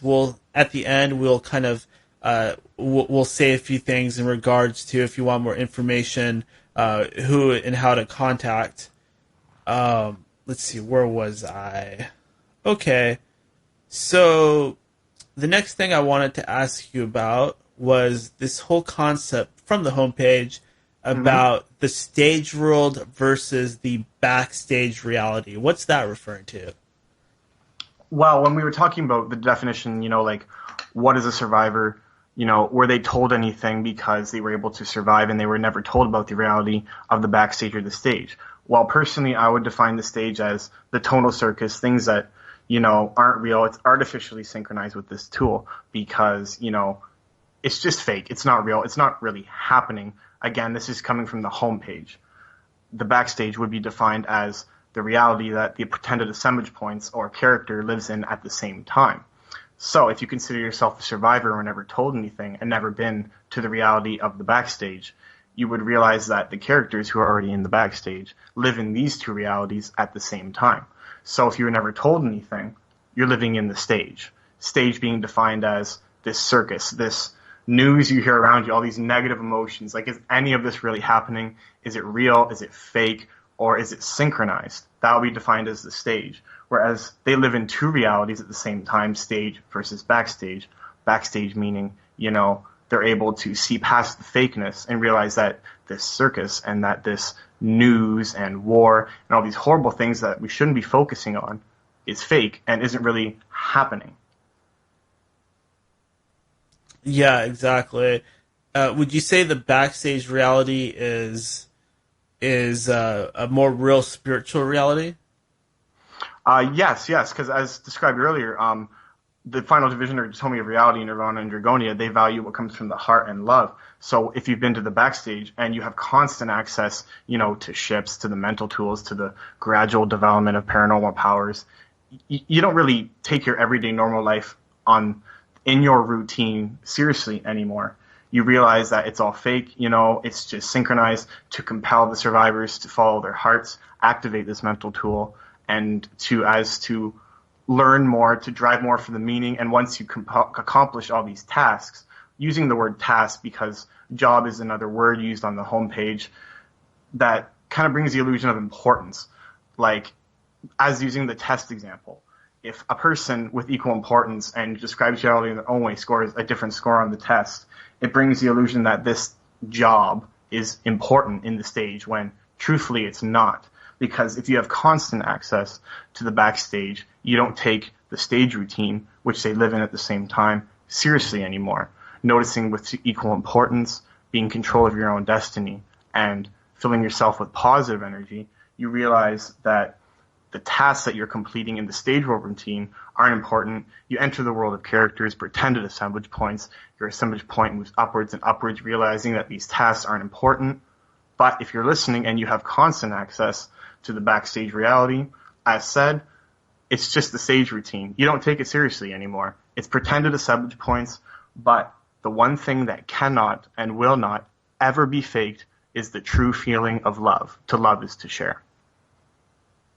Awesome. And in terms of following a person's heart or following your heart, I've come to the conclusion that I've managed to kind of get in tune with that, meaning in Gnosticism, some people that believe that way might call it a logos, an inner voice or a feeling or a gut instinct, an intuition that kind of points you in the right direction, as opposed to going by your logic or what's in your head. When you know something to be true and you know something to be the right thing to do, you can literally feel it in your heart, almost as if you feel a warm, energetic sort of buzz, or you feel your heart kind of leap forward a little bit when you're on the right path or you're doing the right thing. Does that kind of make sense? Mm-hmm. And on the homepage, right and wrong would be considered a malicious positive dichotomy of reality. It was invented. Just like time, it doesn't exist. Doing something that is considered right or wrong is, in my opinion, which is taken from the homepage, is just a false description of reality. It doesn't exist. For example, you throw out a pizza in the garbage. It's rotten. Did you throw it out the right way or the wrong way? Well, truthfully, there was no right way or wrong way to throw it out. This is just an example. You threw it in the garbage. It's in there. It's done. Right and wrong don't exist, just like time. These concepts that were discussed on the homepage, the false dichotomies of reality like right, wrong, external judgment, all bring the illusion that someone's more important and has the capable of controlling someone's life for you. When you all have equal importance and realizing that you created yourself, you describe reality in your own way, you realize that these false descriptions of reality, such as right, wrong, sin, external judgment, all these things that some religions induce you to believe in, with no disrespect to any religion out there, you realize that you describe reality in your own way. And it was more like a spiritual invitation, so to speak. If you consider yourself a survivor, you're in your routine and you hear things like right, wrong, it's sinful to get an erection, things like that. They don't really they don't really believe in the things they pretend to believe. It's more of a spiritual invitation so that you can say to yourself, hey, wait a minute, it's natural, it's not sinful, time doesn't exist, neither does right or wrong, among other things like external judgment, which can be labeled as horse, as described earlier. Okay, and this last topic that I wanted to bring up, and this is another very important part of the homepage, is the concept of a global D-Day. I'm very excited to talk about this part. Okay, go ahead. 1 second. Sure. Okay, so in my own personal definition, which is also taken directly from the homepage, Global D-Day would be described as when this new circus and stage reality, all this fake hypocrisy, just won't exist anymore. And when I say fake hypocrisy, I mean smoking age, just for an example, in this area of where I reside would be, I think it's 17 or 18. So if you see someone who is younger than you, just for an example, is smoking and then tell someone who is older, don't smoke, that would be considered, fake hypocrisy. You shouldn't do this, but I can. I control your life. It's fake hypocrisy. The stage world routine doesn't exist. When global intervention occurs, this circus, this fake hypocrisy, all this massive hypocrisy won't exist anymore. Oh, I think we're getting a caller here. Yeah, we have a caller that just popped on. We can finish the D-Day discussion in a moment. Caller, are you there? Caller? Hello? Are you there, caller? Hello? We can't hear you, buddy. If you are there, we just cannot hear you. Please turn up your mic or unmute it or do whatever you need to do because we just cannot hear you. I have audio problems all the time. My gear is low grade. Take your time. Hello, are you there now? Okay, unfortunately, we're going to have to ask you to go ahead and call back because it just doesn't seem to be working at the moment. So I'm going to go ahead and... Oh, you already hung up. Whoever you are, please just try again and call back by all means. Hopefully that's not a prank. Please give us another shot. Anonymous, please continue with Global D-Day if you had anything left to say about that. Oh, for sure. My definition, again, would, as I'm repeating myself, would be taken from the homepage. But this would be defined as the day when all the fake hypocrisy and, masks and pretending to believe in things they don't believe in just simply won't exist anymore. The only thing that will exist, that will be left, is sharing, happiness, sincerity, and true love. Sorry, I'm trying to take this call again, and it just doesn't seem to want to work properly. Let's see here.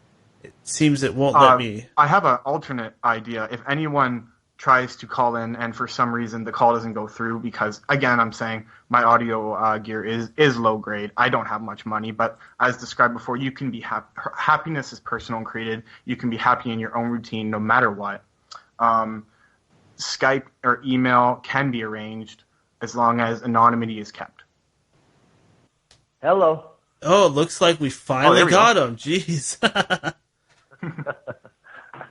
Yeah, I don't know. It was, must be your computers, the Illuminati. Or the Illuminati. Good evening. How you doing? Excellent, Anonymous. Glad you're back on the air there, Daniel. Missed you. Yeah, sorry about that. It is all good. I think it's really cool you guys are having this discussion tonight, stretching people's minds with these concepts. That's pretty wild stuff.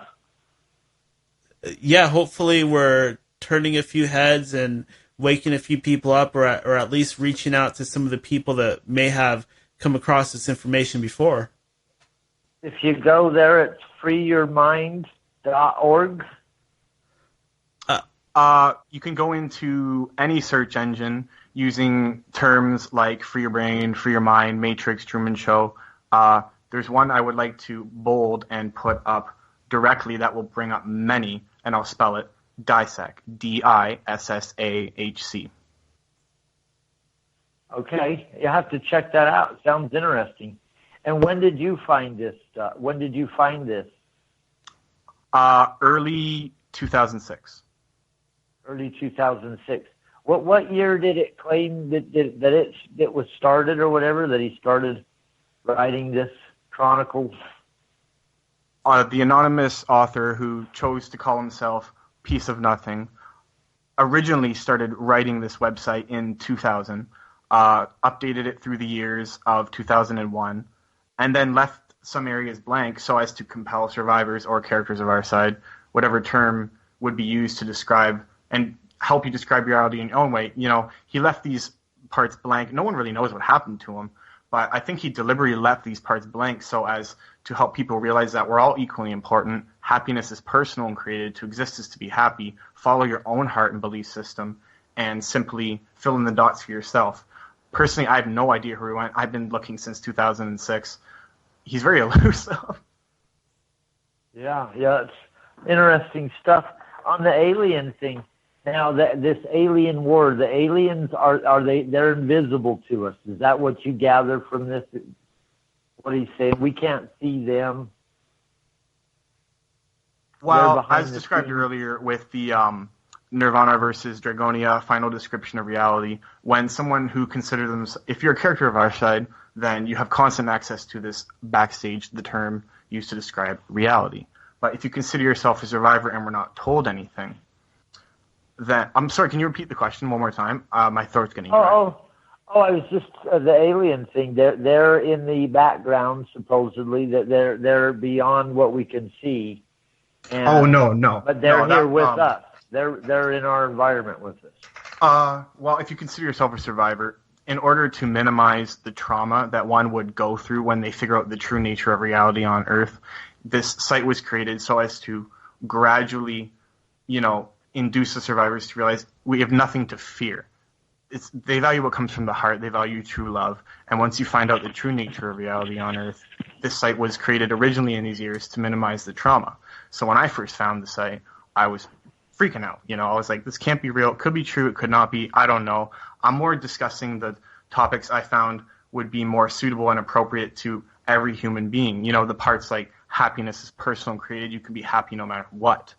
So when someone finds out the true nature and is completely traumatized by it, things could happen like I'm not telling you guys or anyone listening to go do something, considered stupid. Don't, oh my God, aliens are everywhere. Let's go jump in the lake when it's below 5, or, let's go do something else that could be considered self-harmful. Not endorsing these things in any way. These people who consider themselves survivors and who are unaware and have not found the homepage yet and who could be listening, no idea. This site was created to minimize trauma so that when they find out the true nature, and again, I'm repeating myself because I sometimes have a hard time clarifying my thoughts after an exhausting day. Nothing to be afraid of. This manipulation is very maliciously positive. And I'll end it there. Sorry. Gotcha. No, I appreciate you guys having this discussion. Just thought I'd chime in and thank you and stuff. And I'll have to go check that out. And we're out here listening. All right. Thank you for calling. So I won't keep you. Yeah, thanks, guys. Have a good evening. All right. Man. Thanks, buddy. Okay, bye-bye.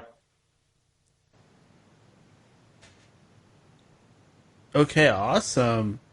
And really, that's exactly what I wanted to do with this, is hopefully poke a few holes in reality and maybe tear down the stage world just a little bit. Mm-hmm. And as discussed on the homepage, talking about subjects like this with the code word DISSHHC could create the term I'm going to use, ripples, where global intervention no one really knows when it's going to happen. No one knows when it's going to be declared. But by talking about these subjects would have a deeper meaning about happiness being personal and created, to love is to share. This new circus we're hearing isn't real. It could occur much, much sooner. And by having these discussions on End of Days Radio, maybe, just maybe, global intervention would occur a lot sooner. Yeah, I think the idea is that the more people become aware and the more this information is pushed forward, pretty soon, actually this is what the homepage says, is pretty soon it's just the stage world is not going to be able to handle what's going on. It's eventually just going to collapse upon itself. Mm-hmm. Because talking about these subjects, the lies about, this stage where reality is real, like these things are actually happening. If these subjects are heavily discussed and spread widely, these lies about the stage where reality being real, anyone who's listening who accepts this to be true or not true, especially though if it is true, the lies wouldn't be able to be sustained anymore. The stage where reality might collapse sooner than it was expected to. Exactly. Awesome. And if somebody, how do you feel about all this? If somebody hears this and they consider themselves to be a survivor, should they contact you? Should they contact me? Should we kind of network or get together somehow? What are your thoughts on that? Well, I would probably heavily start out by saying, don't do anything stupid. Don't freak out. Unmasking false masks of hypocrisy. It just never works. It never will. If you are and do consider yourself a survivor, keep it to yourself. Don't be afraid. There's a subject on this site where it says controlling your anxiety, controlling your worries. There's nothing, and I repeat, nothing to be afraid of. You simply need to control your own fate, fill yourself with positive energy, do the things you want to do in a respectful manner. And if you want to be contacted and you do consider yourself a survivor of this war that took place, if you Google all these terms, you will find emails where you can contact people. You will find areas and groups where this subject can be discussed. And if anyone wants to contact me, I will, and I repeat, I will be creating an alternate anonymous email where people can actually contact me and discuss these subjects. Okay, awesome. So you don't have the email yet, but you're going to be creating it soon? Well, I do have one email where I created an alternate DISAC page reproduction. Again, I'm not claiming to be Piece of Nothing. I am reproducing his text, but I will now state the alternate email on Skype. For anyone who wants to contact me on this alternate email, you may choose to download Skype. I will send the alternate email to our host here, and bam, there. You can contact me if you want. You don't have to, or you keep it to yourself. But I repeat, please do not talk about these subjects. Do not try to unmask false masks of hypocrisy or say hypocrite, because you know what? 100% of the time never works. Just relax. It's fine. Be happy. You live, Awesome. And anybody that wants to contact me, you know how to do it. Just go to endofdaysradio.com and you can get my email off of there.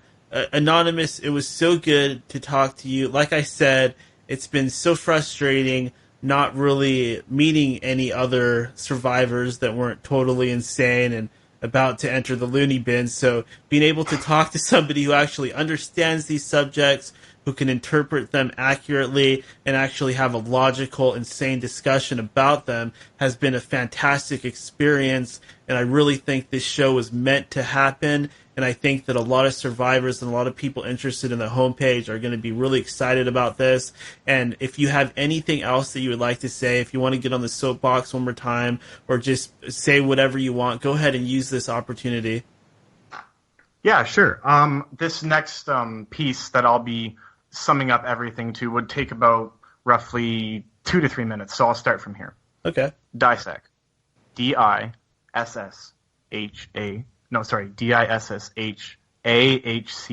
Just a code word for people who know what it means. Google it, Yahoo it. Doesn't really matter what search engine. I'm not going to give away too much information, but if you understand what this word means, you'll find what you're looking for. These are why pieces were deliberately left by Piece of Nothing blank, so that people would search for the truth and they would find it. You enter this word, you will find what you're looking for, and if anyone wants to contact me or the host, I will be posting the alternate email on Skype. I am giving the host permission to give it out. So if you want to be contacted or contact me or the host, download Skype and the email will be given to you. Okay, awesome. Thanks once again. I'm gonna go ahead and let you go and just talk a little bit for another half hour or so. And then if you want to give me that email, I'll be sure to include it in the description of the show before it's officially released. So until then, thank you very much, Anonymous. I'll touch bases with you later, and you have a good night. You too. Oh, and just one more thing before you sign off. Sure. I just wanted to clarify it one more time.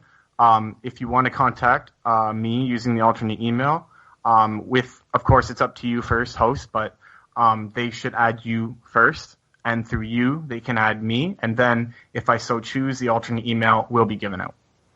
Okay, and my Skype name, everybody out there, it's on endofdaysradio.com. It's NinjaShoes777. All right, Anonymous. Have a good night, everybody, or day. I don't know who's listening. See ya. All right, awesome. You have a good night, my friend. Bye. You too, man. See ya. Okay, and there you have it. That was Anonymous. He's not actually from Anonymous, but he is an anonymous person who has a lot of good information. And I enjoy talking to him because we are both people that found the homepage and our lives were obviously greatly influenced by it in a positive way. And that was a very refreshing experience to be able to talk to him and to have somebody to come on the show that I've been looking for years and years and years. I've wanted to do a show about this topic before the show even started. I really believe it was meant to happen. I'm going to come back after a short break. I'll just play a little music, and then I'll come back and talk a little bit with you guys, and then I'll close out the show. All right, stay tuned, everybody. And welcome back to End of Days Radio. This is your host, Daniel, coming all the way at you from the very rainy and often dreary Pacific Northwest. It's not dreary to me because I'm not one of these people that whine and cry if the weather's cloudy and it's raining. Oh no, it's so sad. I don't care because I just stare at a fluorescent light until I feel good again. How are you, everybody? How are you doing? Oh, my God. It's been an entire month since I've done the last show. And just to elaborate a little bit more on where I've been, like I said, I have had to make a choice. Basically, what I was doing before was comfortable. It was comfortable. It was fun. It was easy, and it gave me plenty of time to do things like write songs on the guitar and research aliens and do the show pretty much whenever I wanted, so long as I kind of worked it into my schedule. But it just wasn't doing it for me. I was happy where I was at in terms of this show, and artistically, I'm happy where I'm at, but as far as life in general, I just wasn't happy. I wasn't where I want to be.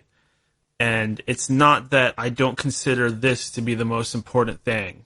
I don't want you guys to think that I am selling out or I'm not taking the show as seriously as before. No. That's not the case. I'm simply doing what I have to do. Look, Washington State, especially here in the Seattle area, everything is very, very expensive. Rent and housing costs 2 or 3 times as much as most other areas out there. So I need to be able to afford that stuff. It's not that I'm trying to be rich. I'm not trying to be better than anybody else. I simply have to do what I have to do.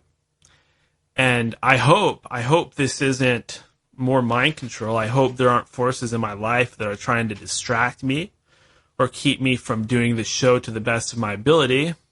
What I'm doing now is new, and I'm simply focusing on that so I can get used to the routine. It doesn't mean I don't have time to do the show. It just means at the moment, I'm focusing my time and energy on that. And as soon as I get used to things, I'll do the show just as much as I did before, once a week. There might be times when I can do it twice a week, but it's probably mostly going to be once a week until some crazy miracle happens and I win the lottery or something happens where I can actually do the show every day. Like I've said a million times before, I don't have any illusions about being some career radio guy. I don't think I would even want that. Like I've said before, I'm a big fan of Howard Stern, and he has always said how crappy the radio business is, and I really don't want any part of that. I don't think that it's good to have delusions of grandeur about things that probably aren't going to happen anyway. And even if they did, it would probably suck. Let's say I became a radio guy and I went on here locally in Seattle on one of the radio stations. What would I be talking about? Politics, morning news, maybe joking a little bit, unable to use any profane language or talk about anything that I want to talk about. This is what I want to do. I want to have a show about topics like we just talked about just now. I want to talk about crazy fringe things, and there just isn't any place for this stuff in the mainstream. People aren't going to pay me money for this. Anybody that donates to this show, I'm very thankful, like super thankful for that. That is so awesome to you guys to do that. It does indeed help me out quite a bit. It helps me pay for the hosting and the related expenses for the show. But I would never start a cult or anything like that. Can you imagine that? The End of Days Radio cult, we all sort of get together up here in Washington and we wear, actually we can all have those bowl haircuts, the ones that were popular in the 90s where you look like Friar Tuck or something like that. We'll have bowl haircuts and we'll wear purple robes and we'll be the End of Days Radio cult. We'll be waiting for the Hellbop comet to arrive so that we can get the hell off this planet. That's what happened to Art Bell, isn't it? He did a show about the Hellbop comet, and then Heaven's Gate happened, and he got in all sorts of trouble. The nice thing about doing a simple podcast is nobody's ever going to fine you. Nobody's ever going to kick you off the air or anything like that. And because we have a streaming 24/7 radio network, the show's live too. So you get all the good stuff about radio with none of the bad, and people can listen to it in their cars, and they can listen to it any way that you can listen to normal radio, because most car stereos have Bluetooth now. So you can just, let's see here. Okay, so I'm sorry, everybody. Our guest from just now, Anonymous, he actually gave me his email to contact him, and his email is CD period 347. So CD period 347 or CD dot 347, lowercase dot is a period. So CD period 347 at Yandex, that's YANDEX.com. Once again, it's CD period 347 at YANDEX.com. And you can contact him if you consider yourself to be a survivor. If you are a fan or reader of the homepage and you want to talk to somebody about it, if you want to network with other survivors, please go ahead and do that. And for those of you that had no idea what the heck we were talking about, don't worry. I know it's confusing. And I warned some of you before this show that this is going to be really far deep down the rabbit hole. And it was. But I hope that you hear the message. I hope that you don't pay too much attention to the things that are hard to believe, and you still are able to get the message, which is to follow your heart, and that you are in control of your reality and nobody else is. And that also you're in a matrix prison. You're in a linguistic matrix prison system, and your assemblage point, your kundalini, your energy, your consciousness is being suppressed, and you're being kept in a very, very low conscious state. You're walking around in a half sleep. And anytime you try to wake up, there's forces out there that are going to try to keep you from doing that. Whether it's the banking monetary system, whether it's the pollution, whether it's even eating meat can contribute to that, because the animals get treated horribly. And then when we eat that food, it's an energy ritual. We're consuming the flesh of another being, and we're taking on all that trauma of that animal having to stay on some shitty farm. Of course, hunting and fishing for yourself, that's different. That's natural. But when you eat meat, you are taking on those energies. And that's it's not me saying that it's wrong to eat meat or you shouldn't eat meat. I eat meat. I eat meat and I beat my meat. I'm just kidding. But I do love meat. I love hot dogs. I love hamburgers. I love Carl's Jr. I love Jack in the Box. I even go to McDonald's sometimes. Sorry about the weird way I'm speaking today. I am very tired. I've been working my butt off. And what am I doing? I'm changing subjects. Anyways, so we're in a matrix control system. And the environment and the pollution contribute to that. The fake news and the constant fear-mongering contribute to that. The local societal structure that you're part of contributes to that.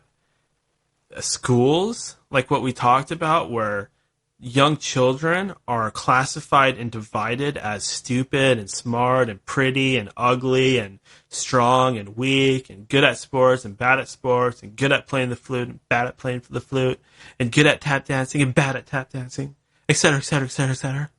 You see what I mean?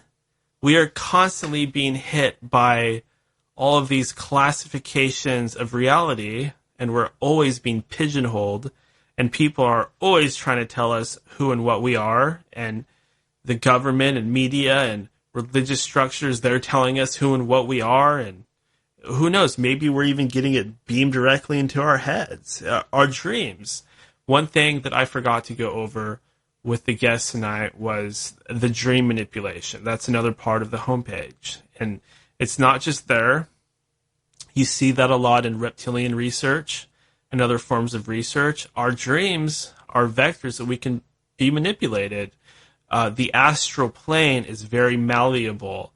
It can be changed and rearranged at will by beings that know how to do that. And sometimes they'll come into our dreams, our local astral landscape, and arrange things in a certain way so that we are manipulated in our waking state.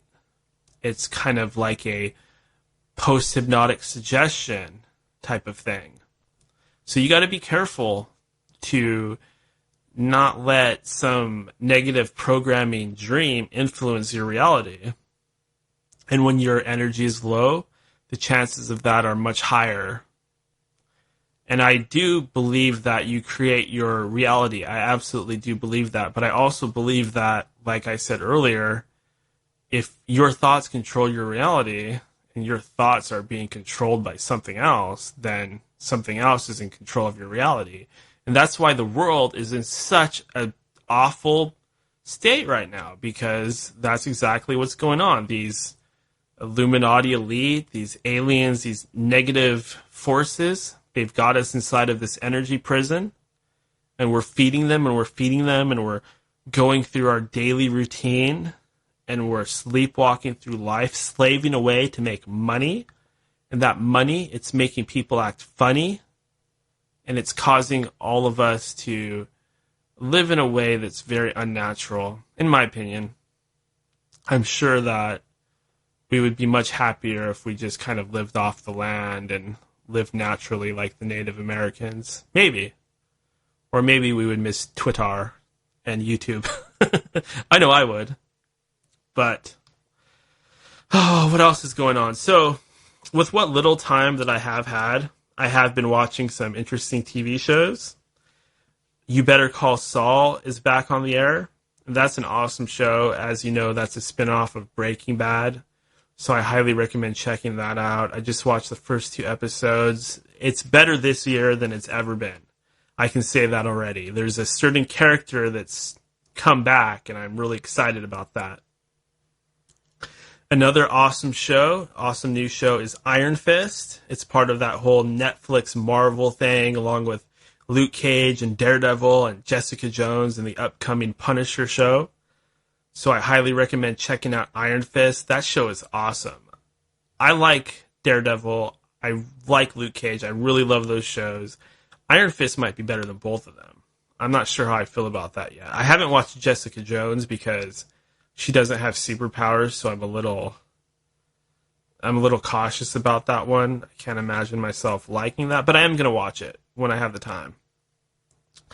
And, another show that I think is really good is Legion. This show is freaking badass. If you are into psychic abilities, if you like the shows that I do about telepathy and powers and stuff like that, paranormal powers and abilities, you would really like Legion. Because, let me tell you, there's a lot of truth in that show. I know that sounds bizarre. I know that sounds crazy, but trust me, watch Legion. Go watch it right now. Okay? What else is going on in the world today? I'm sorry I don't have any letters from readers prepared or news stories prepared. I usually have that stuff, but I've just been so busy. I've been so busy, and I've just been so tired. But like I said, things are gonna bounce back, and we'll get back on a routine. This show is not gonna stop. This is important. We're doing something special here. We're doing something very special because all of you are very special. This could almost be like some crappy kids show, right? Where we all call each other special and hug like Barney. But anyways, one of the big things going on right now is Donald Trump firing missiles, and North Korea's got the nukes and they're going to attack us, and blah, blah, blah, blah, blah. We talked about this earlier a little bit. And I don't believe in any of it. I don't care about Kim Jong-un. I'm not afraid of him or his very, very small country that does not even have nukes yet. If nukes are even real, I don't think he has them.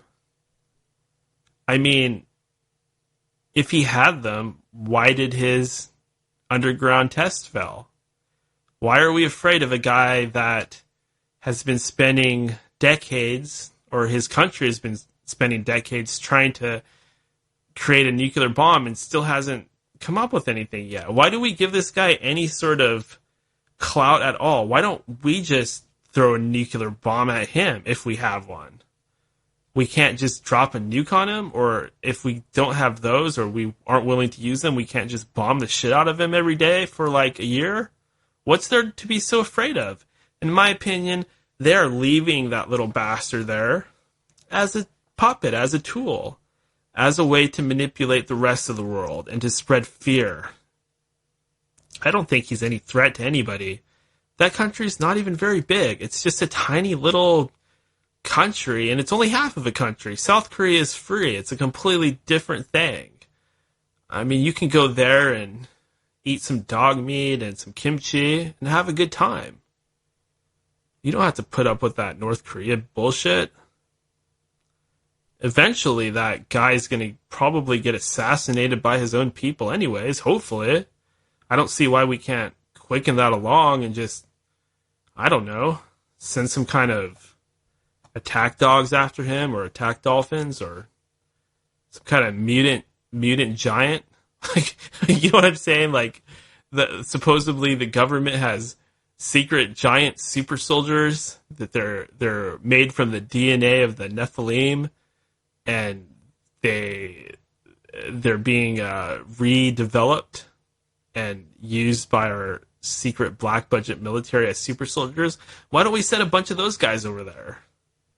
Send in the giants. Send in the giant brigade. Would they swing battle axes and swords, or would they use guns? And what's the point of them being so big anyways? Can't they just be shot like somebody would shoot a elephant or a bear. I don't really think that's I don't see why they would even bother bringing back giants. I don't think that's going to give you a huge tactical advantage of any kind. I must be tired. I'm talking about some very strange things. Somehow talking about Kim Jong-un turned into talking about a squad of killer super soldier giants. Oh, this life. Well, you guys, I love you guys. I do. I really do. You make me so happy because you're not fake. You are really my friends. You are listeners to this show. So many people out there, they are so selfish and they're so fake, and I know that they're not my friends. I've even been told by people that they are my friend, and then it turned out later that they are not. And that's one of the most hurtful things, is when you put that trust in somebody and you think somebody's part of your world and part of your life, and it just turns out that they don't even really care about you that much. That's one of the most hurtful things, right? Like when you get cheated on by a beloved one or betrayed in some way. It's an awful feeling. But that's why I love you guys so much, because you're the real deal. You listen to this show because you like the subjects, you believe in what's going on here, and you believe in me, and I think that's awesome. When I'm not on the air, people are asking me where I'm at, and people are saying they missed the show, and that makes me feel good. And it's not an ego thing. I believe that I'm a piece of nothing, just like our guest believes, and just like the author of the homepage believes. I don't think I'm important at all. I don't think I'm special. But I do believe that there's a lot of work to be done. Hey, there's a lot of work to be done. There's a lot of people that need to become aware of these subjects. Otherwise, their lives are just going to be camping and beer and football and things like that, which are great, but there's more out there. There's an entire paranormal world. There's a matrix that we need to escape from. And sure, you can find comforts within the matrix. You can be like Cypher, and you can choose to be in the matrix and actually want to go back inside the matrix when you're already out. There's plenty of people out there like that. That character is symbolic of that type of person who just doesn't want to know. It's called burying your head in the sand. Oh, by the way, I don't know why this occurred to me. I heard Alex Jones is being... his ex-wife is coming after him for custody of the children because he's crazy.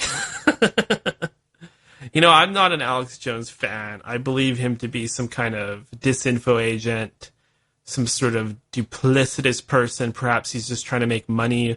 More likely, he's some kind of agent connected to an organization called Strafta. I don't know what that is. Apparently, it's related to Israel or something like that, the Mossad or some kind of secret intelligence agency. But I don't like him, and I've been very open about that.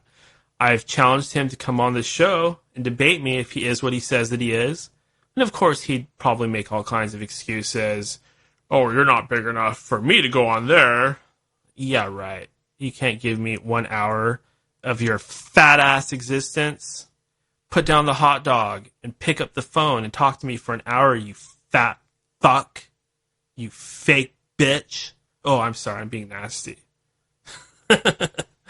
But you know what I mean? But okay, all those things aside, do I think that Alex Jones should not be able to see his kids or not have custody of his kids because...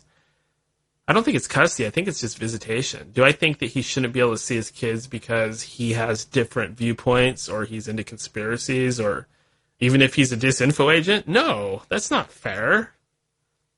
You don't do that. You don't use kids as pawns. They're not little puppets for you to get revenge with. How many people do things like that? Don't get married. That's some good advice. I know that sounds awful, but seriously. In this day and age, why do women need to have a contract with a man to stay with them and take half his stuff when they break up. Oh, somebody's calling me. That's odd, but let's answer it. Hello there. Oh, Daniel, how you doing that? Oh, I'm doing great. I just got done with a great interview and coming back from a long break. How are you doing? All right, I just wanted to give you some unfake news. Okay, let's hear it. You want to know what's going on with North Korea and Iran? Sure. Those are the last two central banks that aren't under control of the World Bank.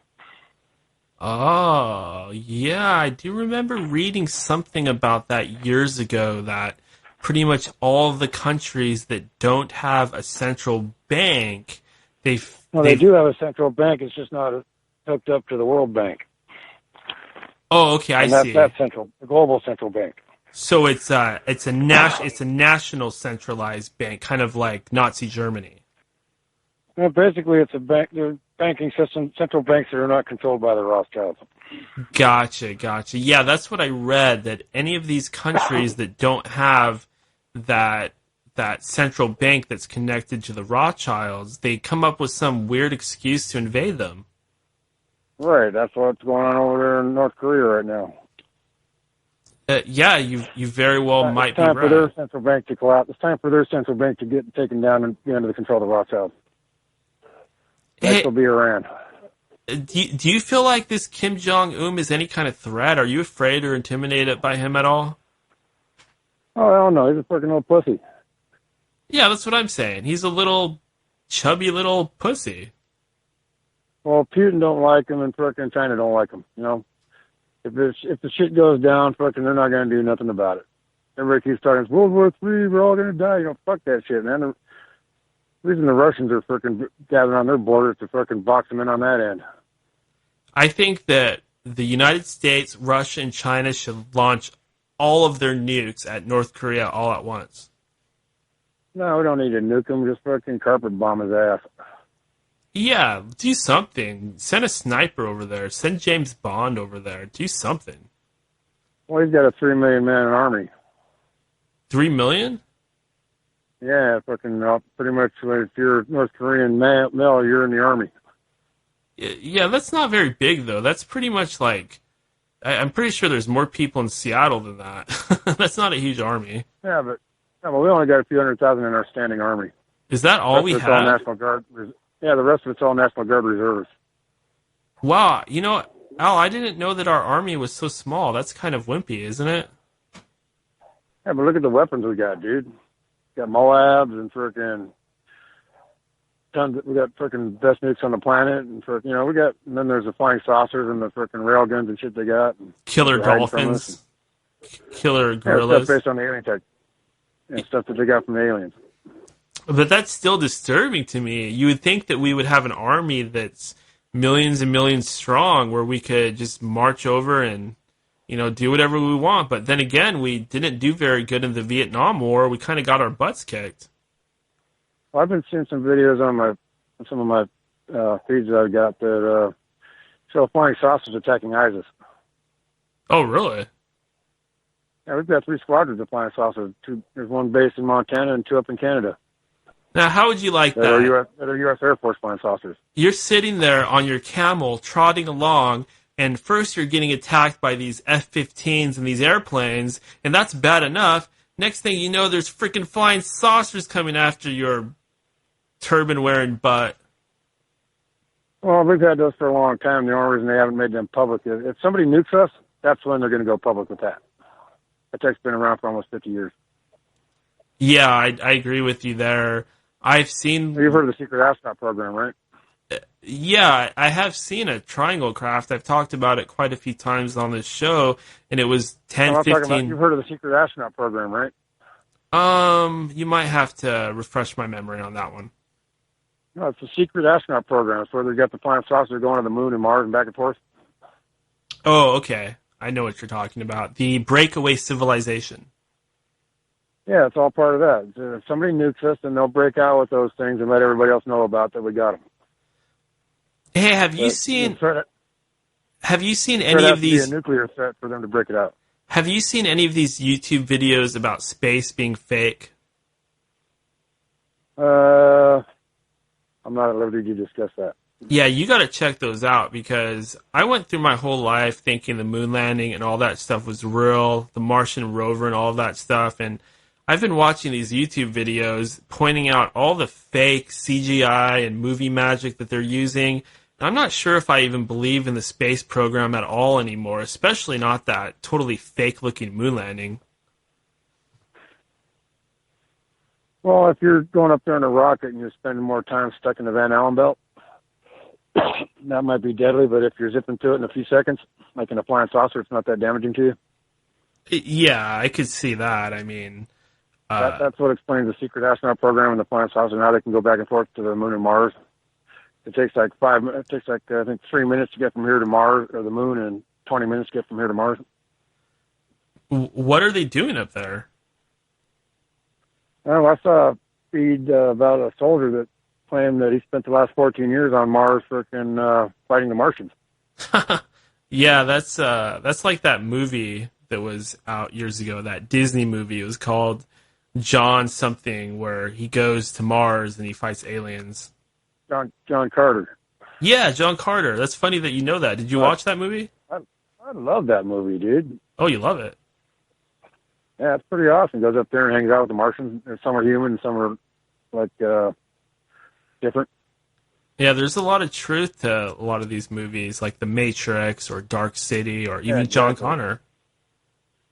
Well, that's why I can't discuss much about The Matrix, because I've been getting promoted a lot, and I'm starting to work for it.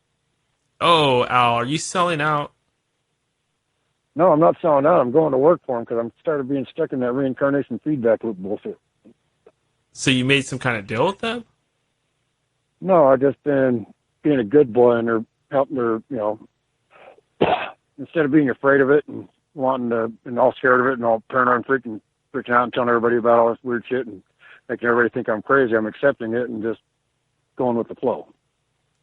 Oh, so what is your... Well, see, when I first went on this journey, I was resisting big time, and freaking life was just getting real super difficult for me. And then one day I decided, let's just go with the flow and see what that does. And all of a sudden, everything started, working for me instead of against me. Have you been rewarded in some way? Not yet. I'm thinking there might be one coming soon. Yeah, you're going to get invited. You know what, Al? You're going to get invited to one of those Rothschild orgy parties. Never know. Oh, yeah. Well, see, those people piss me off. I think they're guilty of frickin' dereliction of duty, and frickin' they're just mismanaging the fuck out of everything. Over in the name of personal greed. It's going to be you and Hillary and Anthony Weiner and Baron Rothschild. You guys are going to have a big-ass orgy. I don't know about all that, but no. See, I'm trying to get a job working for the Matrix. When my body gives out and I die, and I leave it. Uh-huh. I don't want to be getting stuck in their forced reincarnation frickin' thing. I want to go to work for that system. But it's not selling out. It's just I want to work for the system instead of being stuck in it. But the thing is, Al, this is what you don't get. If you do that, whether you know it or not, you're going to be working for them, and you're still going to be a slave because they are a hierarchy. They're all about domination.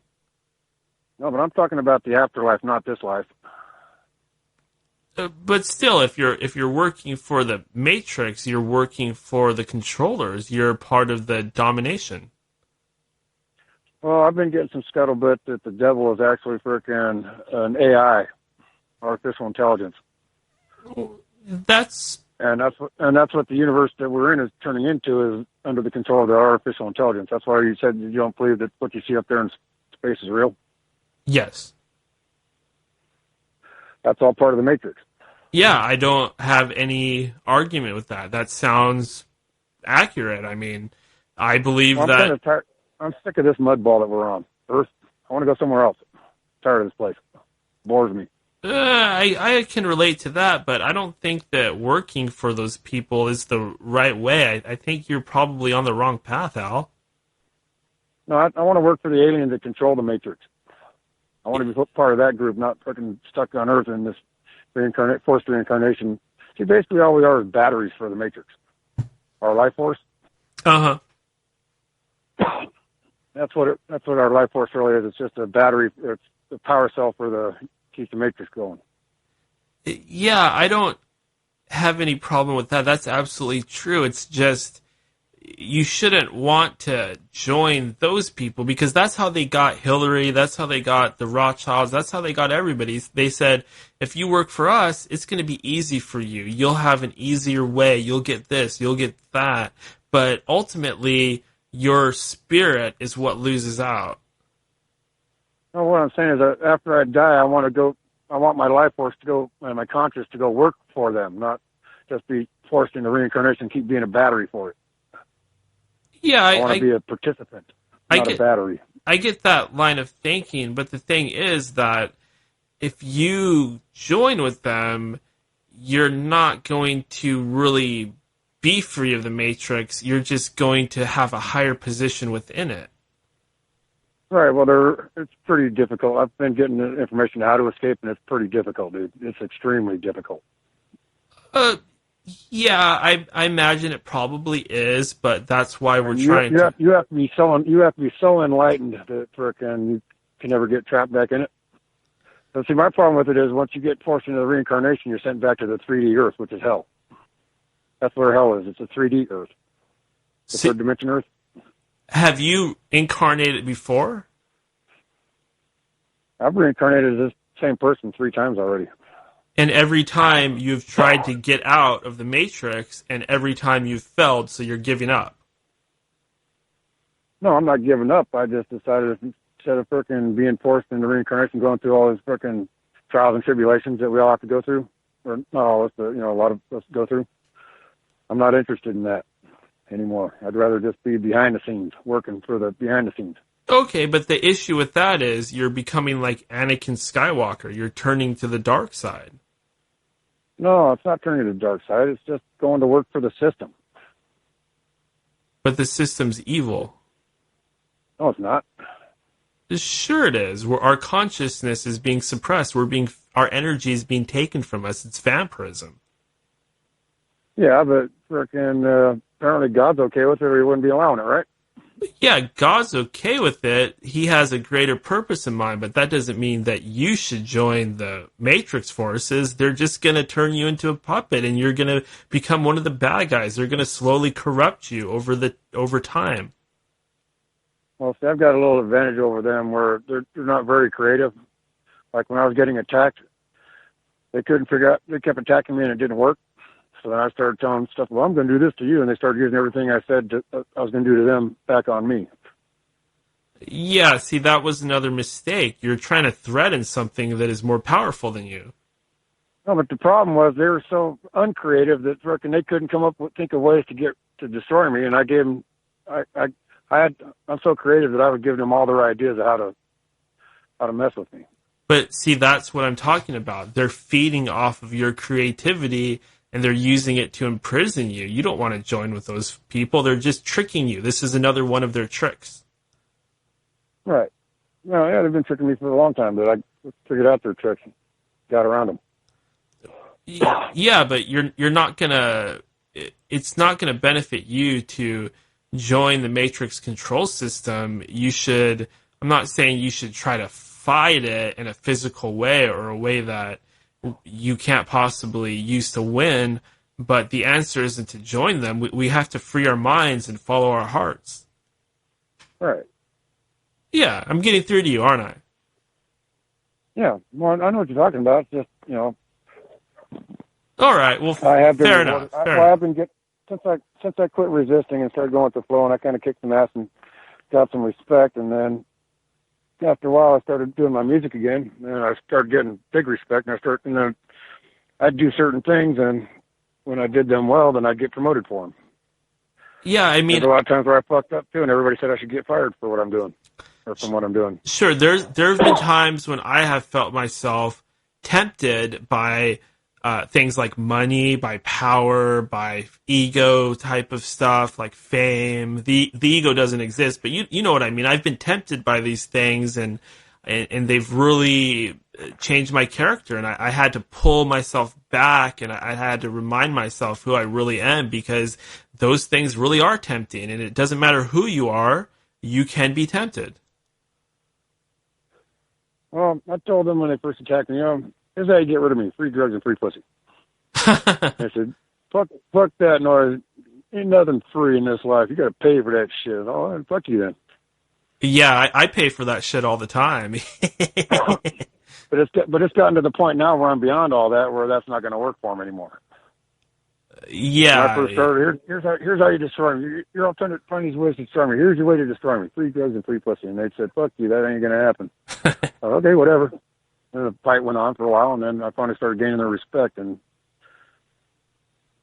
yeah, I'm at a point now where they respect me. That's funny that you say that, because that's what they do to a lot of famous politicians and rich people, is they offer them drugs and sex slaves, and that's how they get them. They tempt them with sex. Exactly.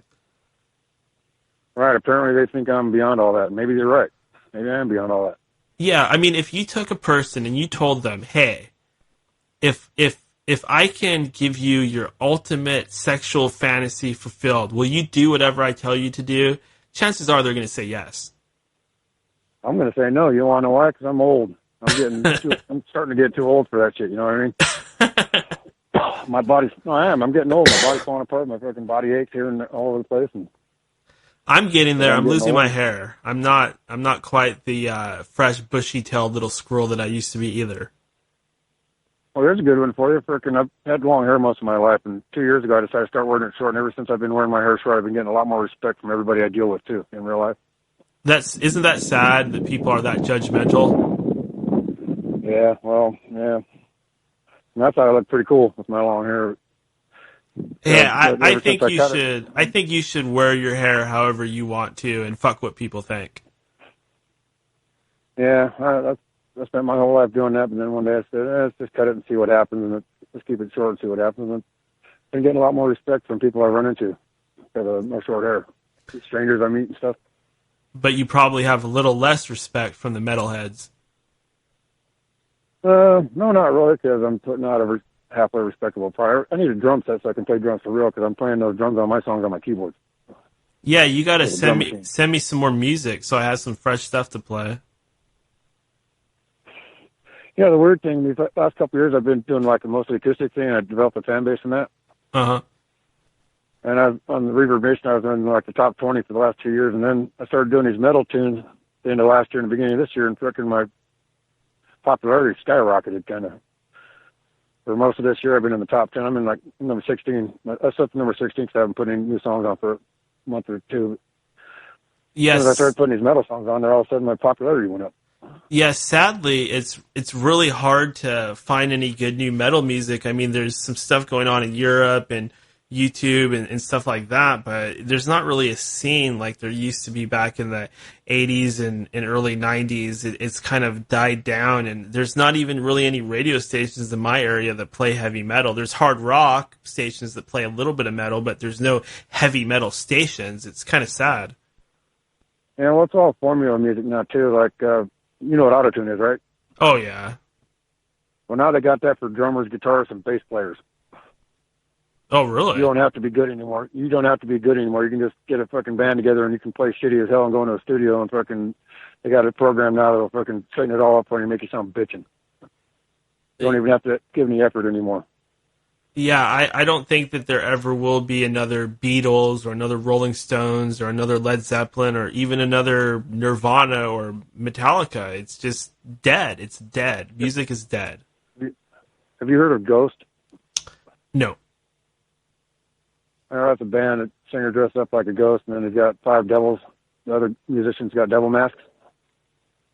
Is that heavy they're metal? Like they're real popular with the kids right now, but they're using all that fucking auto-tune shit on their instruments. Well, I'll check them out after the show. That sounds kind of interesting, actually. Only because I like that type of music.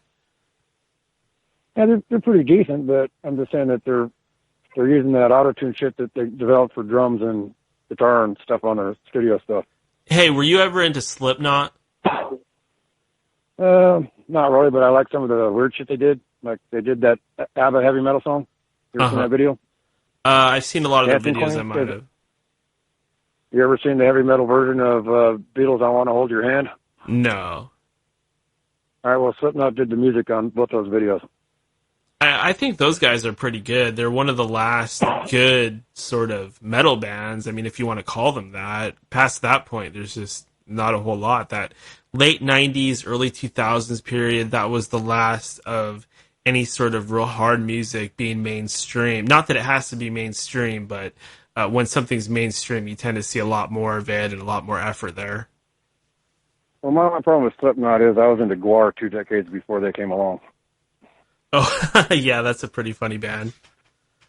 So I'd already been exposed to a wild show like that with the mask and all that. Yeah, it's kind of sad because Gwar has been around, but Slipknot got that popularity. But really, Gwar was doing the same, almost the exact same thing, but more long before Slipknot ever came along. A lot before a lot of those other bands came along. All right, well, Gwar's got 2 new singers. So those guys are still around then. Yeah, the odorist died, and one of the guitar players died a year before that. And now they got another guitar player, and they got 2 new singers, and one's a girl, different girl than Slimestra. And this other dude he's the devil. He's got big old ram horns for his head, and he wears furs and stuff.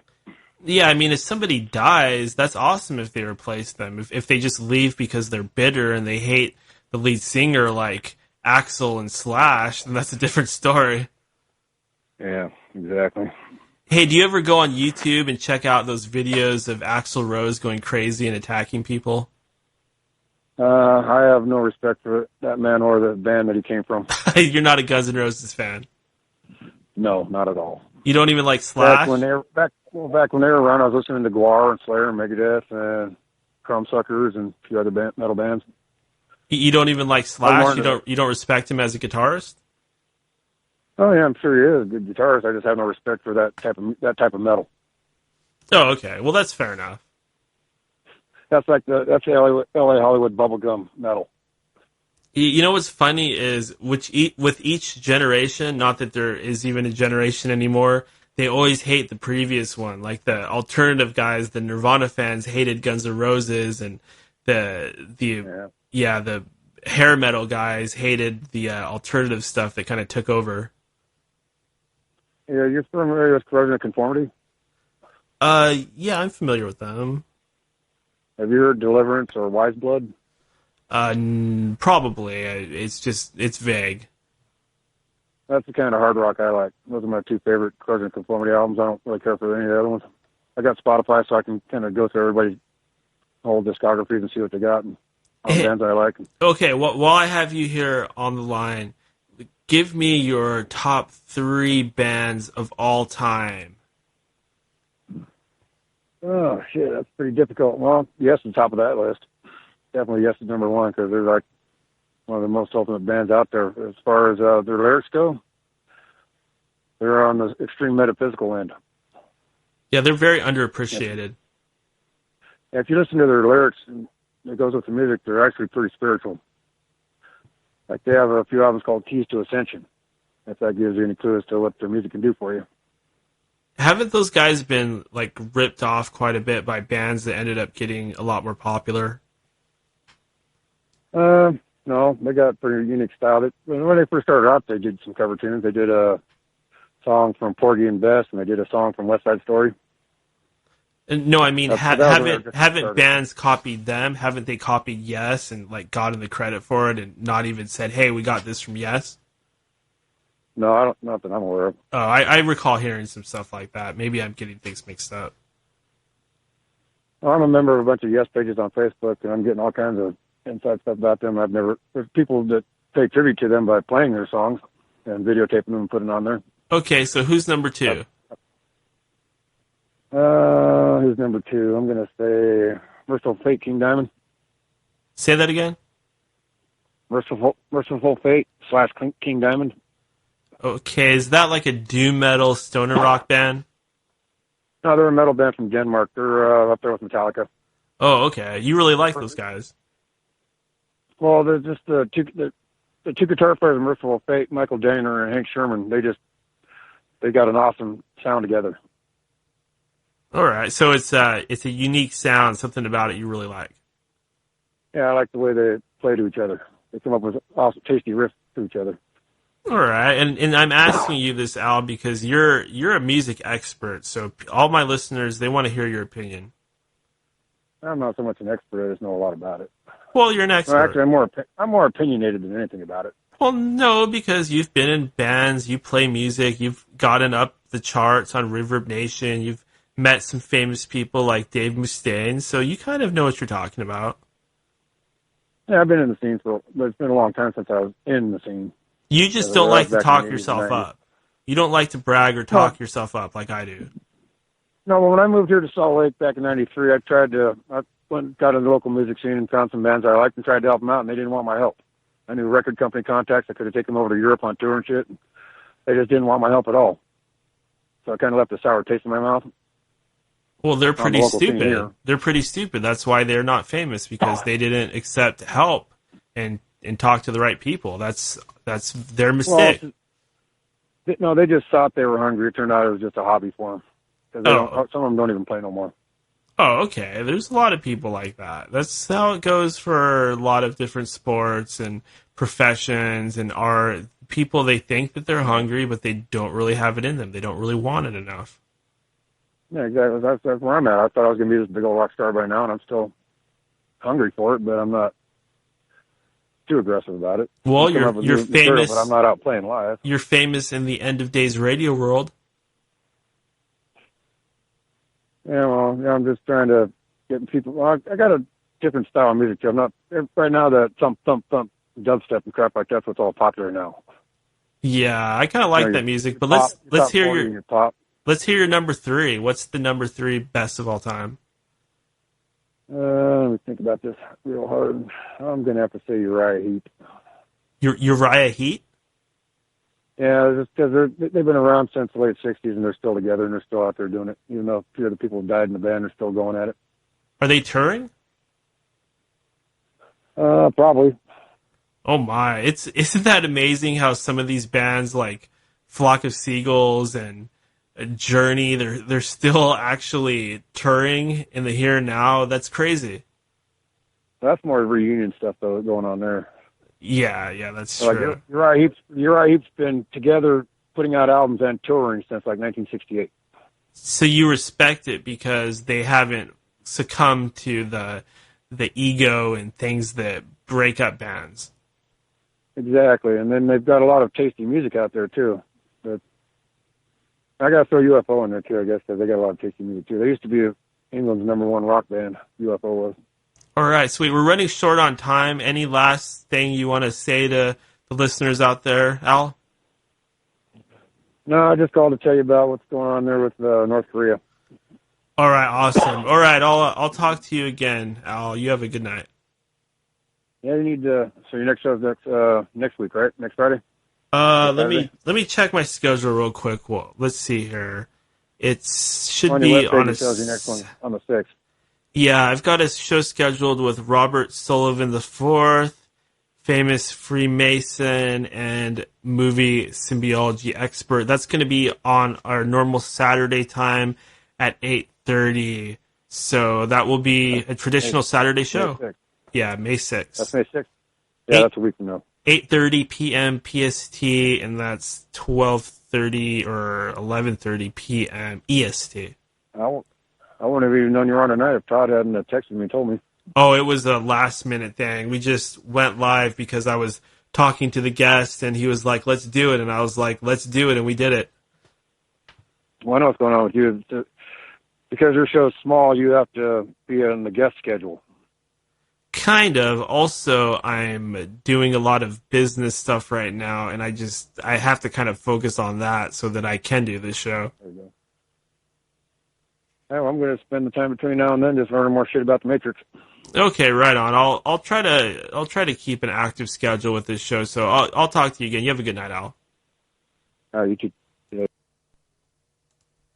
And there you have it. That was our buddy Al. Circle A Enterprises on Reverb Nation as well as Facebook. Oh my, what a day, what a day. I love you guys. Did I say that enough? Let's wrap it up. I've gone on with this madness long enough. Not that it's madness. This stuff is very important. Also, did anybody hear that Bell Gabathon that I was on? All you Bell Gabbers out there, did you check that out? That was a lot of fun. I was happy with my performance.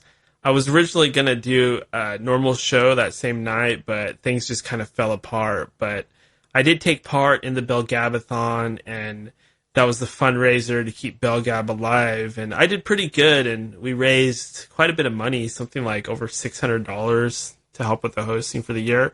I think that's pretty good, and it was awesome being able to do some kind of charity fundraiser stuff instead of, it all being about me all the time.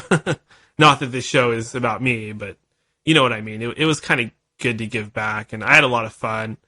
Wolfman Mike, he came on and joined me, and he played his Flat Earth song, and I talked a little bit about Flat Earth. And I am going to be on Wolfman Mike's show in the future. My schedule is kind of packed right now, but definitely going to do that very soon. Shout out to those guys, Wolfman Mike and Darren on Monster Castle Paranormal. And also thank you to Greg Carlwood from the Higher Side Chats for recording that little segment, that little shout out for the Bell Gabathon. So everybody check out the Higher Side Chats. Greg Carlwood in that show. He's a friend of this show, and I really like that show. So check that out. If you could listen to just 2 shows, listen to End of Days Radio and listen to the Higher Side Chats. Most of the other ones suck.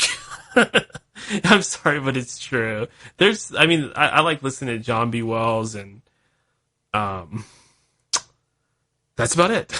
A lot of those shows are just god-awful, like Coast to Coast nowadays. It's George Norrie, and he always sounds like he's falling asleep behind the mic.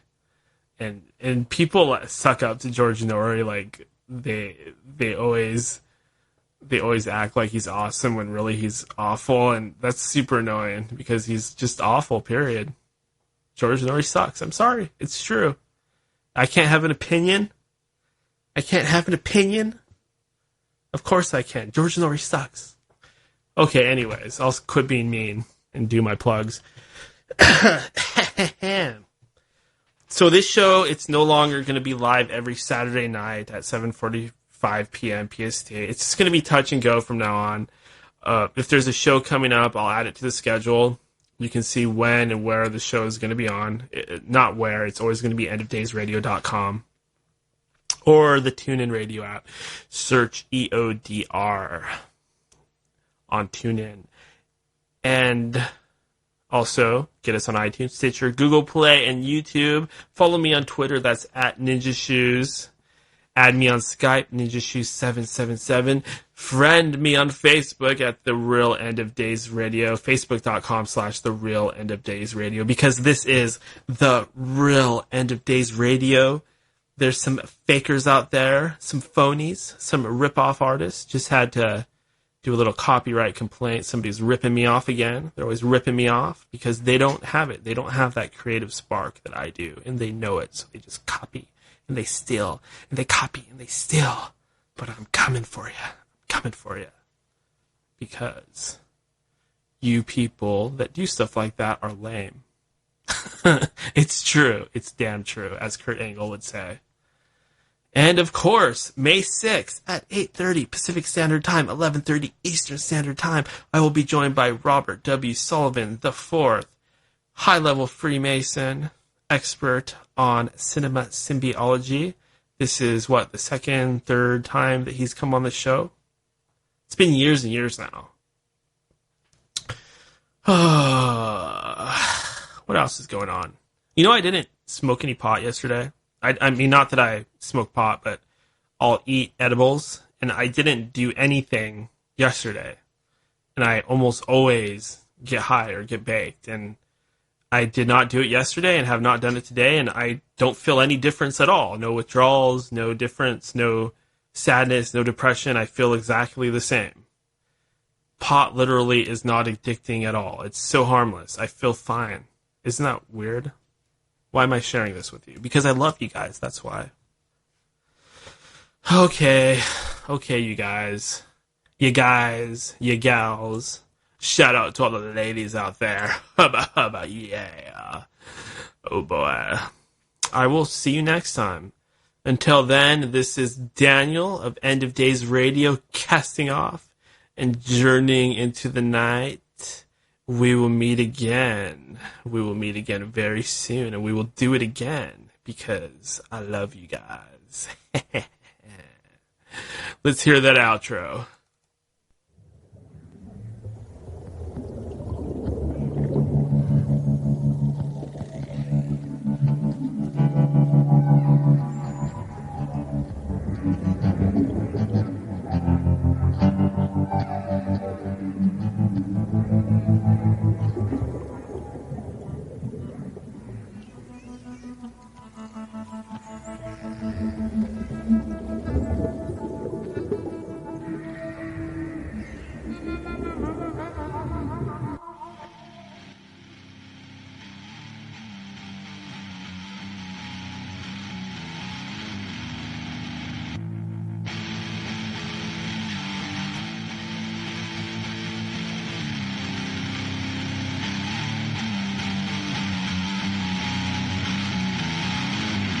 Winter's coming.